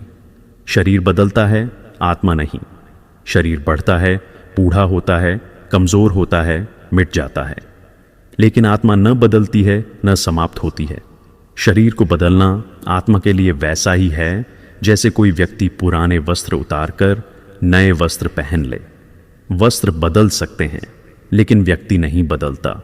इसी तरह आत्मा वस्त्रों की तरह शरीर बदलती है, लेकिन स्वयं अविनाशी रहती है। यह ज्ञान मनुष्य को मृत्यु के भय से मुक्त कर देता है, क्योंकि मृत्यु केवल शरीर का परिवर्तन है, आत्मा का नहीं। यह समझ आने के बाद मृत्यु भी जीवन जैसी ही प्राकृतिक दिखाई देती है। किसी प्रक्रिया का अंत नहीं, बल्कि अगले चरण की शुरुआत प्रतीत होती है। जब बुद्धि शांत होती है तब आत्मज्ञान प्रकट होता है। बुद्धि वह साधन है जिससे मनुष्य निर्णय लेता है, तर्क करता है, समझता है। लेकिन जब बुद्धि बहुत सक्रिय होती है तो वह आत्मा को देखने में बाधा बन जाती है। आत्मा को तर्क से नहीं, मौन से जाना जाता है। आत्मा को विश्लेषण से नहीं, अनुभव से समझा जाता है। बुद्धि का मौन होना कोई कमजोरी नहीं, बल्कि बुद्धि का पूर्ण विकास है। जब बुद्धि शांत होती है तब वह अपने उच्चतम रूप में रहती है। यह वही अवस्था है जहाँ साधक सत्य को केवल जानता नहीं, बल्कि देखता है। यह देखने के लिए आंखों की आवश्यकता नहीं होती। यह देखने के लिए केवल जागृत चेतना की आवश्यकता होती है। जो व्यक्ति अपने भीतर की दिव्यता को पहचान लेता है वह कभी अकेला नहीं रहता, क्योंकि उसे पता होता है कि वही चेतना सब में है। वह दूसरों में ईश्वर देखता है, इसलिए किसी से द्वेष नहीं रखता। वह अपने भीतर ईश्वर को महसूस करता है, इसलिए किसी से भय नहीं रखता। वह दुनिया को अस्थायी परिवर्तन मानता है, इसलिए इन परिवर्तनों से दुखी नहीं होता। उसका हृदय स्थिर हो जाता है, उसकी आत्मा शांत हो जाती है। वह संसार के बीच में रहते हुए भी संसार से परे रहता है। यही अवस्था उपनिषदों की दृष्टि में पूर्णता है। आत्मज्ञानी मनुष्य संसार में बड़े सहज भाव से चलता है। वह किसी चीज का विरोध नहीं करता, किसी चीज से जुड़ता नहीं। वह न तो आसक्त होता है न कठोर। वह जीवन को ही ईश्वर की लीला समझता है। जैसे नदियां बहती हैं, जैसे हवा चलती है, वैसे ही जीवन चलता है। आत्मज्ञानी व्यक्ति जीवन के इस प्रवाह को रोकने की कोशिश नहीं करता। वह इस प्रवाह के साथ चलता है, लेकिन उसमें बहता नहीं। वह साक्षी बनकर जीवन को देखता है और यही दृष्टि उसे आनंद देती है। आत्मज्ञान का अर्थ केवल यह जान लेना नहीं कि आत्मा अमर है। इसका अर्थ है इस सत्य को जीना। आत्मज्ञान तब पूर्ण होता है जब मनुष्य के कर्म, विचार और व्यवहार इसी सत्य के आधार पर चलने लगते हैं।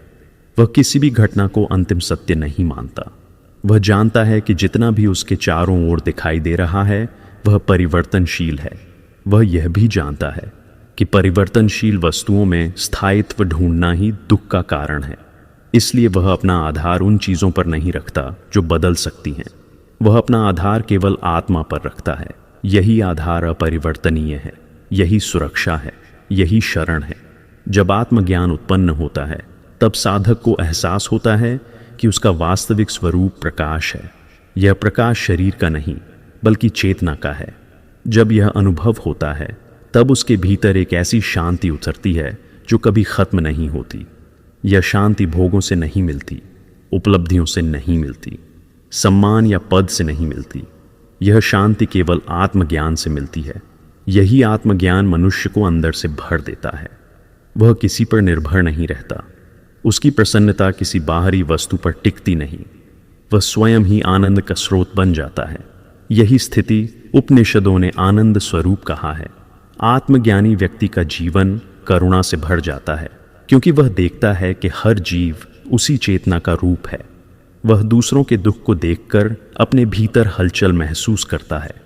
वह दूसरों पर अत्याचार देखकर मौन नहीं रहता, लेकिन उसका विरोध क्रोध से नहीं, करुणा से जन्म लेता है।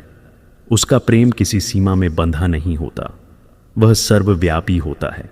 यह प्रेम आत्मज्ञान की स्वाभाविक परिणति है, क्योंकि जब मनुष्य अपने भीतर ईश्वर को पहचानता है तब उसे दूसरों में भी वही ईश्वर दिखाई देता है। आत्मज्ञान उत्पन्न होते ही साधक के भीतर का अंधकार दूर हो जाता है। अज्ञान की परतें टूट जाती हैं। जैसे सूर्य के उगने से अंधेरी रात का अस्तित्व समाप्त हो जाता है, वैसे ही आत्मज्ञान के होते ही जीवन के सारे भ्रम मिट जाते हैं। यह भ्रम ही दुख का मूल कारण है। जब भ्रम समाप्त होता है तब दुख भी समाप्त हो जाता है। तभी आत्मज्ञान को दुख का अंत कहा गया है। यह अंत बाहर से नहीं आता, यह अंदर से आता है। आत्मा के बारे में उपनिषदों ने कहा है कि वह कभी दूषित नहीं होती, वह शुद्ध है। जैसे सूर्य की रोशनी धूल से ढक सकती है, लेकिन स्वयं धूल सूर्य को अशुद्ध नहीं कर सकती, वैसे ही शरीर, मन और कर्मों का प्रभाव आत्मा पर नहीं पड़ता। आत्मा अपनी शुद्धता में अटल रहती है। जब मनुष्य ये समझ लेता है कि वह आत्मा है, तब उसके भीतर अपराध बोध नहीं रहता। वह अपने जीवन को नए तरीके से देखने लगता है। वह जान जाता है कि गलतियां शरीर और मन का हिस्सा हैं, आत्मा का नहीं। इस समझ से वह स्वयं को क्षमा कर पाता है, और जो स्वयं को क्षमा कर सकता है वही दूसरों को क्षमा कर पाता है। क्षमा आत्मज्ञान का स्वाभाविक फल है। आत्मज्ञान का एक और सुंदर पहलू यह है कि यह मनुष्य को पूर्ण स्वतंत्रता देता है। यह स्वतंत्रता बाहरी बंधनों से नहीं बल्कि मानसिक बंधनों से मुक्ति है। इच्छाओं का बंधन टूटता है, भयों का बंधन टूटता है, अपेक्षाओं का बंधन टूटता है। यही अपेक्षाएं और दुख का कारण थीं। ये टूटते ही मनुष्य इतना हल्का हो जाता है कि उसे जीवन बोझ नहीं लगता। वह जीवन को एक उपहार की तरह देखता है। हर क्षण उसके लिए पवित्र हो जाता है। हर घटना उसके लिए शिक्षा बन जाती है। हर चुनौती उसके लिए साधना बन जाती है। यही स्वतंत्रता आत्मज्ञान का प्रभाव है। इसके आगे आत्मज्ञान साधक को यह सिखाता है कि ईश्वर और आत्मा में कोई भेद नहीं। वही चेतना जो व्यक्तिगत स्तर पर आत्मा है, वही व्यापक स्तर पर ब्रह्म है। यही अद्वैत का अंतिम रहस्य है। ये रहस्य जान लेने के बाद साधक ईश्वर को कहीं बाहर नहीं ढूंढता। वह जान जाता है कि ईश्वर उसी के भीतर धड़क रहा है। उसके विचारों में, उसकी श्वास में, उसके मौन में, उसकी स्मृति में, हर जगह वही ईश्वर है। यह अनुभव जब स्थिर हो जाता है तब व्यक्ति भक्त और भगवान के बीच का भेद छोड़ देता है। वह समझ जाता है कि प्रार्थना का अर्थ ईश्वर को पुकारना नहीं बल्कि स्वयं को जागृत करना है। यही आत्मज्ञान की परिपूर्ण अवस्था है। आत्मा अनादि है, अविनाशी है, अचल है। यह ज्ञान जब मनुष्य को भीतर से भर देता है तब उसकी जीवन यात्रा ही बदल जाती है। वह जन्म और मृत्यु को एक ही यात्रा के दो पड़ाव की तरह देखता है। न जन्म में अति उत्साह, न मृत्यु में भय, न जीवन में अपेक्षाओं का जाल, न मृत्यु में अनिश्चितता का अंधकार। वह जानता है कि जो है वह शाश्वत है, जो दिख रहा है वह अस्थाई है। यह समझ उसे असीम शांति देती है। महोपनिषद के इस अध्याय का यही रहस्य है कि आत्मज्ञान किसी पुस्तक का विषय नहीं बल्कि जीवन का अनुभव है। इसे जानना स्वयं को जानना है। इसे अनुभव करना ईश्वर का अनुभव करना है। इसे धारण करना जीवन को दिव्यता में बदल देना है। जिसने आत्मज्ञान पा लिया उसने जीवन को जीत लिया। जिसने आत्मा को पहचान लिया, जब उपनिषदों की विशाल परंपरा का अध्ययन किया जाता है तो कई बार यह भ्रम उत्पन्न होता है कि ज्ञान केवल वन में मिलता है, तपस्वियों की कुटिया में मिलता है, कठोर साधना के मार्ग में मिलता है। लेकिन महोपनिषद के 5वें अध्याय में उपस्थित शुकदेव जी और राजा जनक का संवाद इस भ्रम को बड़ी सहजता से तोड़ देता है। यह संवाद बताता है कि ज्ञान का स्थान कोई विशेष भूभाग नहीं बल्कि मन की अवस्था है। जंगल हो या राज दरबार, वसन साधारण हो या राजसी, यदि मन स्थिर है, निर्मल है और भीतर ईश्वर की ओर प्रवाहमान है तो ज्ञान वहीं प्रस्फुटित हो जाता है। यही कारण है कि शुकदेव जैसे पूर्ण ब्रह्मज्ञानी और जनक जैसे दृढ़ बुद्धिमान राजा के बीच का यह संवाद आध्यात्मिकता का सबसे चमकदार उदाहरण बन गया। दोनों ही महान व्यक्तित्व थे, एक वैराग्य के प्रतीक, दूसरा राजसत्ता के केंद्र में स्थित होते हुए भी पूर्ण संतुलित। दोनों के मिलने का अर्थ है ज्ञान और कर्म, भक्ति और नेतृत्व, आंतरिक मौन और बाहरी कर्तव्य, इन सभी का दिव्य संगम। राजा जनक का जीवन अनेक तरह के कर्मों से भरा हुआ था। उनका राज्य विशाल था, उनके कर्तव्य अनगिनत थे और उनसे मिलने वाले लोग निरंतर आते जाते थे। ऐसी स्थिति में मन को स्थिर रखना कठिन होता है। इसलिए उन्होंने शुकदेव जी से प्रश्न किया कि संसार के बीच रहकर मनुष्य मात्र को स्थिरता कैसे मिले। उन्होंने पूछा कि क्या स्थिरता केवल त्यागी जनों की संपत्ति है या गृहस्थ भी इसे धारण कर सकता है। यह प्रश्न केवल जनक का नहीं, हर उस व्यक्ति का प्रश्न है जो जीवन के व्यस्त मार्गों पर चलते हुए ईश्वर का मार्ग भी खोजना चाहता है। शुकदेव जी इस प्रश्न को सुनकर मुस्कुराए, क्योंकि वास्तविक साधना का आरंभ प्रश्न से ही होता है। प्रश्न मन को खोल देता है और जो मन खुल जाए उसमें ज्ञान का प्रकाश स्वयं उतर आता है। उन्होंने राजा जनक से कहा कि स्थिरता बाहरी परिस्थितियों से नहीं आती, स्थिरता मन की पकड़ ढीली होने पर आती है। इसका अर्थ यह है कि मनुष्य की बेचैनी का कारण बाहरी वस्तुएं नहीं बल्कि उन वस्तुओं पर मन की पकड़ है। जब मन किसी चीज से अत्यधिक जुड़ जाता है, जब वह कुछ पाने या बचाने की चिंता में उलझ जाता है, तभी उसका संतुलन टूटने लगता है। शुकदेव जी ने कहा कि संसार में रहते हुए व्यस्त रहना बुरा नहीं, लेकिन भीतर से उस व्यस्तता से अलग होना आवश्यक है। यह अलगाव उदासीनता नहीं बल्कि शांति का द्वार खोलने वाला वैराग्य है। उन्होंने यह भी कहा कि कर्म से भागना स्थिरता नहीं देता। कर्म तो जीवन की धारा है। जैसे नदी बहना नहीं छोड़ सकती, वैसे ही मनुष्य कर्म करना नहीं छोड़ सकता। लेकिन नदी यदि अपने प्रवाह को जानती हो तो उसे दिशा मिल जाती है। उसी प्रकार जब मनुष्य कर्म करता है लेकिन परिणाम से जुड़ता नहीं, तभी उसके भीतर स्थिरता उत्पन्न होती है। यह स्थिरता कर्म करने से नहीं, कर्म में निर्लिप्त होने से आती है। निर्लिप्तता एक प्रकार का आंतरिक समर्पण है। जब मनुष्य ईश्वर के प्रति अपने कर्म समर्पित कर देता है, तब मन हल्का हो जाता है। वह जानता है कि वह साधन है, करता नहीं। यही समझ उसे शांति देती है। शुकदेव जी ने आगे कहा कि ब्रह्म भाव की सीढ़ी कर्म नहीं बल्कि साक्षी भाव है। साक्षी भाव का अर्थ है कि मनुष्य अपने मन और कर्म दोनों को बाहर से देखे। जैसे कोई व्यक्ति नदी के किनारे बैठकर नदी का प्रवाह देखता है, लेकिन स्वयं जल में उतरकर लहरों से नहीं उलझता। वैसे ही मनुष्य अपने विचारों, भावनाओं, प्रतिक्रियाओं और कर्मों को देखता है, लेकिन उनसे बंधता नहीं। यह साक्षी भाव अत्यंत सूक्ष्म साधना है। जब साधक इसे सीख जाता है तो वह जीवन के उतार चढ़ाव को शांत दृष्टि से देखता है। वह किसी घटना से टूटता नहीं, किसी सुख से मदमस्त नहीं होता। वह जानता है कि परिवर्तन केवल बाहरी होता है, भीतर का आत्मा तो सदा शांत, स्थिर और अपरिवर्तनीय है। उस आत्मा को जिसने पहचान लिया वह किसी भी परिस्थिति में हिल नहीं सकता। शुकदेव जी और जनक के इस संवाद का सार यही है कि ज्ञान केवल जंगल में नहीं, राज दरबार में भी संभव है। ज्ञान बाहर नहीं, भीतर की अवस्था है। जिसने अपने भीतर ईश्वर को पा लिया वह चाहे वन में हो या राजमहल में, दोनों स्थितियों में मुक्त ही रहता है। जनक का जीवन इसका प्रमाण है। वे राजसी वस्त्र पहनते थे पर उनका मन साधु जैसा था। उनकी सत्ता विशाल थी परंतु उनका हृदय विनम्र था। वे कर्म भी करते थे और ध्यान भी करते थे। यही योग है, कर्म और ध्यान का संगम। यह संगम साधारण मन के लिए कठिन है, लेकिन जिसने साक्षी भाव सीख लिया उसके लिए यह सहज है। साक्षी भाव ही मुक्ति की आधार भूमि है। इसके बाद महोपनिषद के 6ठे अध्याय में ऋभु और निदाग का संवाद आता है। यह संवाद अद्वैत वेदांत की आत्मा है। यह संवाद उस सत्य को इतने सरल रूप में समझाता है कि कोई भी साधक इसे अपने भीतर अनुभव कर सके। अद्वैत का अर्थ है कि ईश्वर, जीव और जगत तीन नहीं, एक ही हैं। यह तीनों विभाजन केवल मन की दृष्टि से उत्पन्न हुए हैं। जैसे एक ही सूर्य से अनेक किरणें निकलती हैं, लेकिन सूर्य अनेक नहीं हो जाता, वैसे ही ब्रह्म से अनेक जीव निकलते हैं, लेकिन ब्रह्म अनेक नहीं होता। ऋभु ने इसी सत्य को निदाग जैसे महान विद्वान को एक साधारण रूप में समझाया। उन्होंने कहा कि ब्रह्म के अलावा कुछ भी नहीं है। यह बात पहली बार सुनने में बड़ी विचित्र लगती है, क्योंकि हमारे चारों ओर इतने रूप हैं, मनुष्य, पशु, वृक्ष, नदी, पर्वत, आकाश, ग्रह, सितारे। लेकिन ऋभु कहते हैं कि यह सब केवल रूप हैं।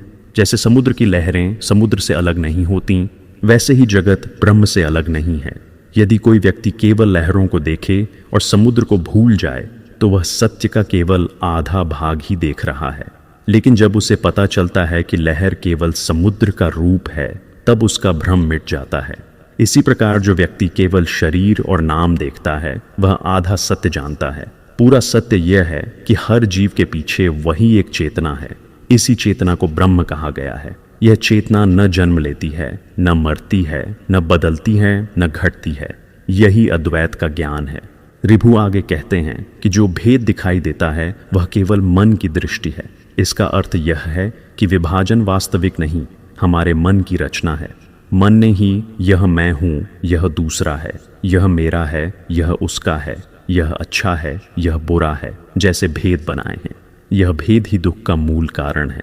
यदि मन भेद करना छोड़ दे तो दुहक अपने आप समाप्त हो जाता है।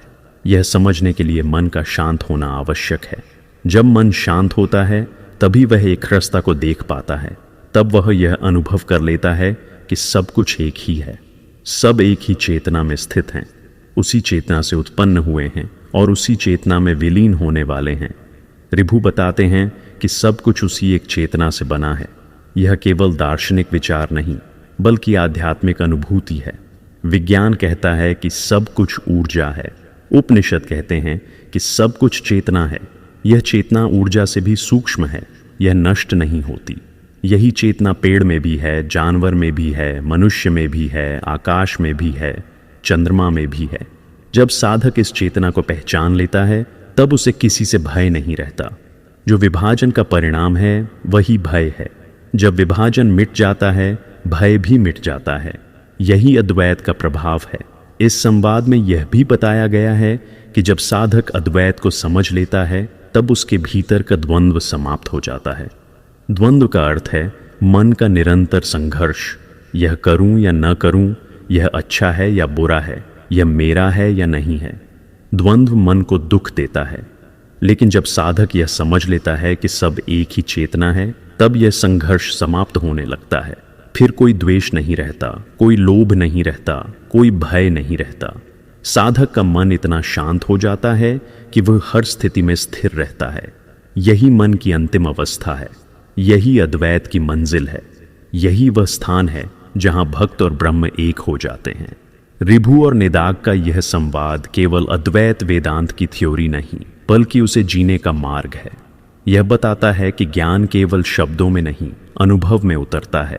अनुभव तब आता है जब मन शांत हो, जब वैराग्य हो, जब साक्षी भाव हो, जब भीतर की पकड़ ढीली हो, तभी ब्रह्म अपने आप प्रकट होता है। इस प्रकार महोपनिषद का 5वां और 6ठा अध्याय दोनों मिलकर साधक को 2 पंख देते हैं।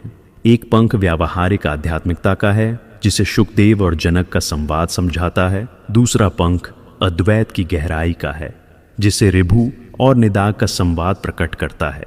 एक पंख बिना दूसरे के उड़ान नहीं भर सकता। व्यावहारिक आध्यात्मिकता के बिना अद्वैत सूखा दर्शन बन जाता है, और अद्वैत की समझ के बिना व्यावहारिक साधना अधूरी रह जाती है। दोनों मिलकर ही साधक को उस अंतिम सत्य तक पहुंचाते हैं, जहां ईश्वर, जीव और जगत एक ही हो जाते हैं, जहां कोई विभाजन नहीं, कोई दुहक नहीं, कोई भय नहीं, केवल अनंत शांति, अनंत प्रकाश और अनंत प्रेम होता है। यही महोपनिषद का संदेश है और यही वेदांत की पराकाष्ठा है। अब इन दोनों अध्यायों की सीख समझने के बाद आगे बढ़ते हैं और महोपनिषद के दार्शनिक आधार को थोड़ा और स्पष्ट करते हैं। जब कोई साधक महोपनिषद के समीप पहुंचता है तो यह ग्रंथ धीरे धीरे उसके भीतर का द्वार खोल देता है। यह केवल कुछ मंत्रों या उपदेशों का संग्रह नहीं, बल्कि जीवन, आत्मा और ब्रह्मांड तीनों की एक दिव्य संगति है। यह उपनिषद उन ऋषियों की अनुभूति पर आधारित है जिन्होंने अपनी साधना के माध्यम से अस्तित्व के मूल को देखा, महसूस किया और फिर उस अनुभूति को इस प्रकार व्यक्त किया कि सामान्य मनुष्य भी उसे अपनाकर मुक्त हो सके। महोपनिषद का दार्शनिक आधार किसी शुष्क तर्क या विवाद का विषय नहीं है। यह एक गहरी आध्यात्मिक यात्रा है जहां हर स्तर साधक को अपने भीतर की रोशनी की ओर ले जाता है। यह रोशनी ऐसी नहीं जो आंखों से दिखे, बल्कि ऐसी जो चेतना में जागती है, जो मनुष्य के जीवन को बदल देती है और उसके अस्तित्व को एक नई दिशा देती है। उपनिषदों में कहा गया है कि सत्य को 3 स्तरों पर समझना आवश्यक है। पहला ब्रह्म का स्तर, दूसरा जीव का स्तर, तीसरा समाज का स्तर। यह तीनों स्तर मिलकर किसी भी साधक के जीवन को संपूर्ण बनाते हैं। यदि वह केवल ब्रह्म को जान ले और समाज को भूल जाए तो उसका ज्ञान अधूरा है।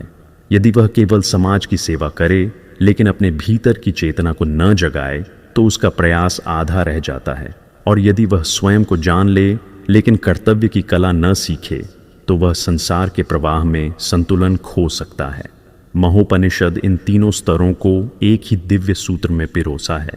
यह सूत्र गागर में सागर भरने जैसा है, गहरा, सरल और सर्वव्यापी। सबसे पहले यह उपनिषद ब्रह्म चेतना की व्याख्या करता है। यह कहता है कि नारायण ही परब्रह्म है। यह कथन केवल आस्था का नारा नहीं, बल्कि अत्यंत गहरी अनुभूति का सार है। जब ऋषि ध्यान में उतरते हैं और अपनी चेतना को समय, स्थान, पदार्थ, शरीर और मन, इन सब सीमाओं से परे ले जाते हैं, तब उन्हें जो अनुभव होता है वह कोई देव नहीं, बल्कि एक असीम अनंत चेतना है। उसी चेतना को उन्होंने नारायण कहा। नारायण का अर्थ है वह जो सभी प्राणियों के भीतर रहता है और वह जहाँ सब कुछ निवास करता है। जिस प्रकार समुद्र में लहरें उठती हैं, फिर गिरती हैं, फिर उठती हैं, वैसे ही समस्त सृष्टि इस ब्रह्म चेतना में उत्पन्न होती है और उसी में विलीन होती जाती है। यह चेतना ही सृष्टि का कारण भी है और आधार भी। यदि कोई पूछे कि यह संसार क्यों है, कैसे है, किसके कारण है, तो उत्तर केवल एक है, ब्रह्म चेतना के कारण। यह संसार किसी यांत्रिक प्रक्रिया या आकस्मिक घटना का परिणाम नहीं है। यह उस परम चेतना की लीला है। जैसे कोई कलाकार चित्र बनाता है लेकिन वह चित्र कलाकार से अलग नहीं होता, वैसे ही जगत ब्रह्म से अलग नहीं है। यह सब उसी की अभिव्यक्ति है। जब यह समझ हृदय में बैठ जाती है तब साधक संसार को केवल रूपों का खेल समझने लगता है। उसका भय मिटता है क्योंकि वह समझता है कि सब कुछ ईश्वर से ही बना है और उसी में सुरक्षित है। उसके भीतर श्रद्धा उत्पन्न होती है। यह श्रद्धा तर्क से नहीं, अनुभूति से जन्म लेती है। दूसरा स्तर है मानव जीवन का उद्देश्य। यह वह प्रश्न है जिसने हर पीढ़ी को परेशान किया है। लोग पूछते रहते हैं कि हम कहाँ से आए हैं, क्यों आए हैं और हमें करना क्या है। महोपनिषद इसका उत्तर अत्यंत सुंदर ढंग से देता है। यह कहता है कि मनुष्य का उद्देश्य है मन की अशुद्धियों को मिटाकर आत्मस्वरूप में स्थित होना। इस वाक्य मने जीवन का संपूर्ण अर्थ छिपा है। अशुद्ध क्या है? अशुद्ध वह नहीं जो भोजन से आती है या बाहरी वस्तुओं से लगती है। अशुद्ध वह है जो मन को भार देती है। लोभ, क्रोध, अहंकार, ईर्ष्या, भय, मोह और असत इच्छाएं, ये सब मन को भारी बनाती हैं। मन भारी हो तो आत्मा का प्रकाश दिखाई नहीं देता। जैसे धूल से ढका हुआ दर्पण अपना प्रतिबिंब नहीं दिखा सकता, वैसे ही अशुद्धियों से ढका हुआ मन अपनी दिव्यता को नहीं पहचान सकता। इसीलिए उपनिषद कहते हैं कि आत्मा स्वयं को नहीं खोजती, आत्मा कहीं गई नहीं है। केवल मन पर जमी धूल हटानी है और सत्य अपने आप दिखाई देने लगेगा। यह धूल हटती है समता से और अनासक्ति से। समता वह अवस्था है जहां व्यक्ति सभी परिस्थितियों को एक समान भाव से स्वीकार करता है। सुख आए तो मन फूल कर उड़ न जाए, दुख आए तो मन टूट कर बिखर न जाए। ये समझना कि दोनों ही आते जाते मेहमान हैं और मेरा वास्तविक स्वरूप उनसे परे है, यही समता है। अनासक्ति का अर्थ है कि मनुष्य अपने कर्म करे लेकिन उनके बंधन में न फंसे। उसे पता हो कि मैं केवल साधन हूं, करता नहीं। इस भावना से मन का बोझ हल्का हो जाता है। वह अब बाहरी घटनाओं से प्रभावित नहीं होता, वह भीतर से स्थिर हो जाता है। यही स्थिरता ही मुक्ति का मार्ग है। मुक्ति कहीं दूर आकाश में नहीं, बल्कि इसी मन की स्वाभाविक अवस्था में छिपी है। मन शांत हो जाए, इच्छाएं समाप्त हो जाए और आत्मा का अनुभव हो जाए, यही मुक्ति है। तीसरा स्तर है समाज दृष्टि। महोपनिषद यह स्पष्ट बताता है कि ज्ञान केवल व्यक्ति को नहीं बदलता, बल्कि उसकी दृष्टि को भी बदल देता है। जब व्यक्ति अपने भीतर ब्रह्म को पहचान लेता है, तब उसकी आंखें संसार को भी उसी दिव्य दृष्टि से देखने लगती हैं। यह दृष्टि भेदभाव से मुक्त होती है। वह जानता है कि भेद केवल मन का भ्रम है। कोई बड़ा नहीं, कोई छोटा नहीं, कोई अपना नहीं, कोई पराया नहीं। जब सबके भीतर एक ही चेतना है तो फिर भेद किसका? इसलिए उपनिषद समाज के बारे में कहता है कि संसार को एक परिवार की तरह देखा जाना चाहिए। यही है प्रसिद्ध वाक्य, वसुधैव कुटुंबकम। यह वाक्य केवल एक कविता नहीं, बल्कि एक चेतना है।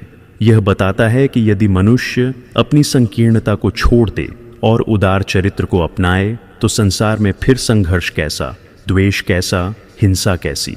उदार चरित्र का अर्थ यह है कि व्यक्ति अपने छोटे स्वार्थों से ऊपर उठ जाए, दूसरों के सुख को अपना सुख समझे, दूसरों के दुख को अपना दुख समझे। यह करुणा का भाव तभी आता है जब व्यक्ति अपने भीतर के ब्रह्म को पहचान लेता है। जब वह जान जाता है कि सब एक हैं, तब वह किसी को दुखी देखकर स्वयं दुखी हो जाता है, किसी को भय में देखकर स्वयं कांप जाता है। यह उसके भीतर की दिव्यता का स्वरूप है।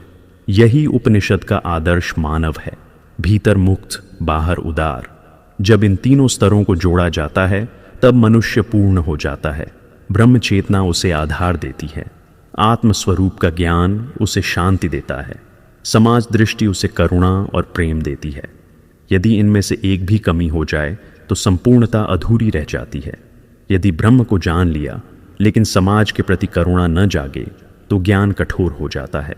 यदि समाज की सेवा की लेकिन भीतर आत्मा को न पहचाना, तो सेवा अस्थायी हो जाती है। यदि आत्मा को जान लिया लेकिन मन की अशुद्धियां न हटाईं, तो ज्ञान केवल शब्द बनकर रह जाता है। महोपनिषद का दार्शनिक आधार इसीलिए इतना संतुलित है। यह साधक को भीतर भी ले जाता है और बाहर भी। यह उसे ध्यान की ओर भी ले जाता है और सेवा की ओर भी। यह उसे मौन की ओर भी ले जाता है और कर्म की ओर भी। यह उसे ब्रह्म के भी निकट ले जाता है और मनुष्य के भी। यही उपनिषदों की महानता है। वे केवल ज्ञान नहीं देते, वे जीवन देते हैं। जब कोई साधक इन तीन स्तरों को अपनाता है, ब्रह्म सत्य को पहचानता है, मन की अशुद्धियों को मिटाता है और संसार को प्रेम से देखता है, तब वह सचमुच मुक्त हो जाता है। यह मुक्ति कोई दूर का लक्ष्य नहीं, बल्कि इसी जीवन में प्राप्त होने वाली अवस्था है। यही वह जागरण है जहां मनुष्य साधारण से असाधारण हो जाता है। जहां वह केवल मनुष्य नहीं रहता बल्कि चेतना का प्रतिनिधि बन जाता है। उसके जीवन का प्रत्येक क्षण भक्ति बन जाता है, प्रत्येक श्वास प्रार्थना बन जाती है, प्रत्येक कर्म पूजा बन जाता है। यही महोपनिषद का सार है कि जो व्यक्ति अपने भीतर मुक्त हो जाए और बाहर उदार हो जाए, वही सच्चा ज्ञानी है, वही सच्चा साधक है, वही सच्चा मनुष्य है। अब दार्शनिक आधार साफ हो चुका है, तो चलिए अंत में इस पूरी यात्रा का शांत और सारपूर्ण समापन करते हैं। तो साधकों, महोपनिषद की इस पूरी यात्रा में हमने एक बात बहुत स्पष्ट देखी है कि ज्ञान केवल ग्रंथों में नहीं बल्कि दृष्टि में बसता है। जब मन भेदभाव से ऊपर उठता है, जब संसार को अपना परिवार माना जाता है, जब वैराग्य स्वभाव बन जाता है और जब आत्मा को ब्रह्म स्वरूप के रूप में पहचाना जाता है, तभी उपनिषद का सार जीवन में उतरता है। महोपनिषद हमें यह भी सिखाता है कि सृष्टि का प्रारंभ चाहे कितना रहस्यमय क्यों ना हो, उसका लक्ष्य हमेशा एक ही रहा है कि मनुष्य अपनी मूल चेतना को पहचाने और उदारता के साथ जीवन जिए। शुकदेव और जनक के संवाद हमें बताते हैं कि ज्ञान वही है जो व्यवहार में उतर जाए। ऋभु और निदा की कथा समझाती है कि अलगाव मन का भ्रम है और एकत्व ही सत्य है। आखिर में महोपनिषद हमसे कहता है कि यही जीवन एक साधना है, यही संसार एक परिवार है और यही आत्मा ब्रह्म की सीधी झलक है। इसी भावना के साथ हम इस श्रृंखला का समापन करते हैं।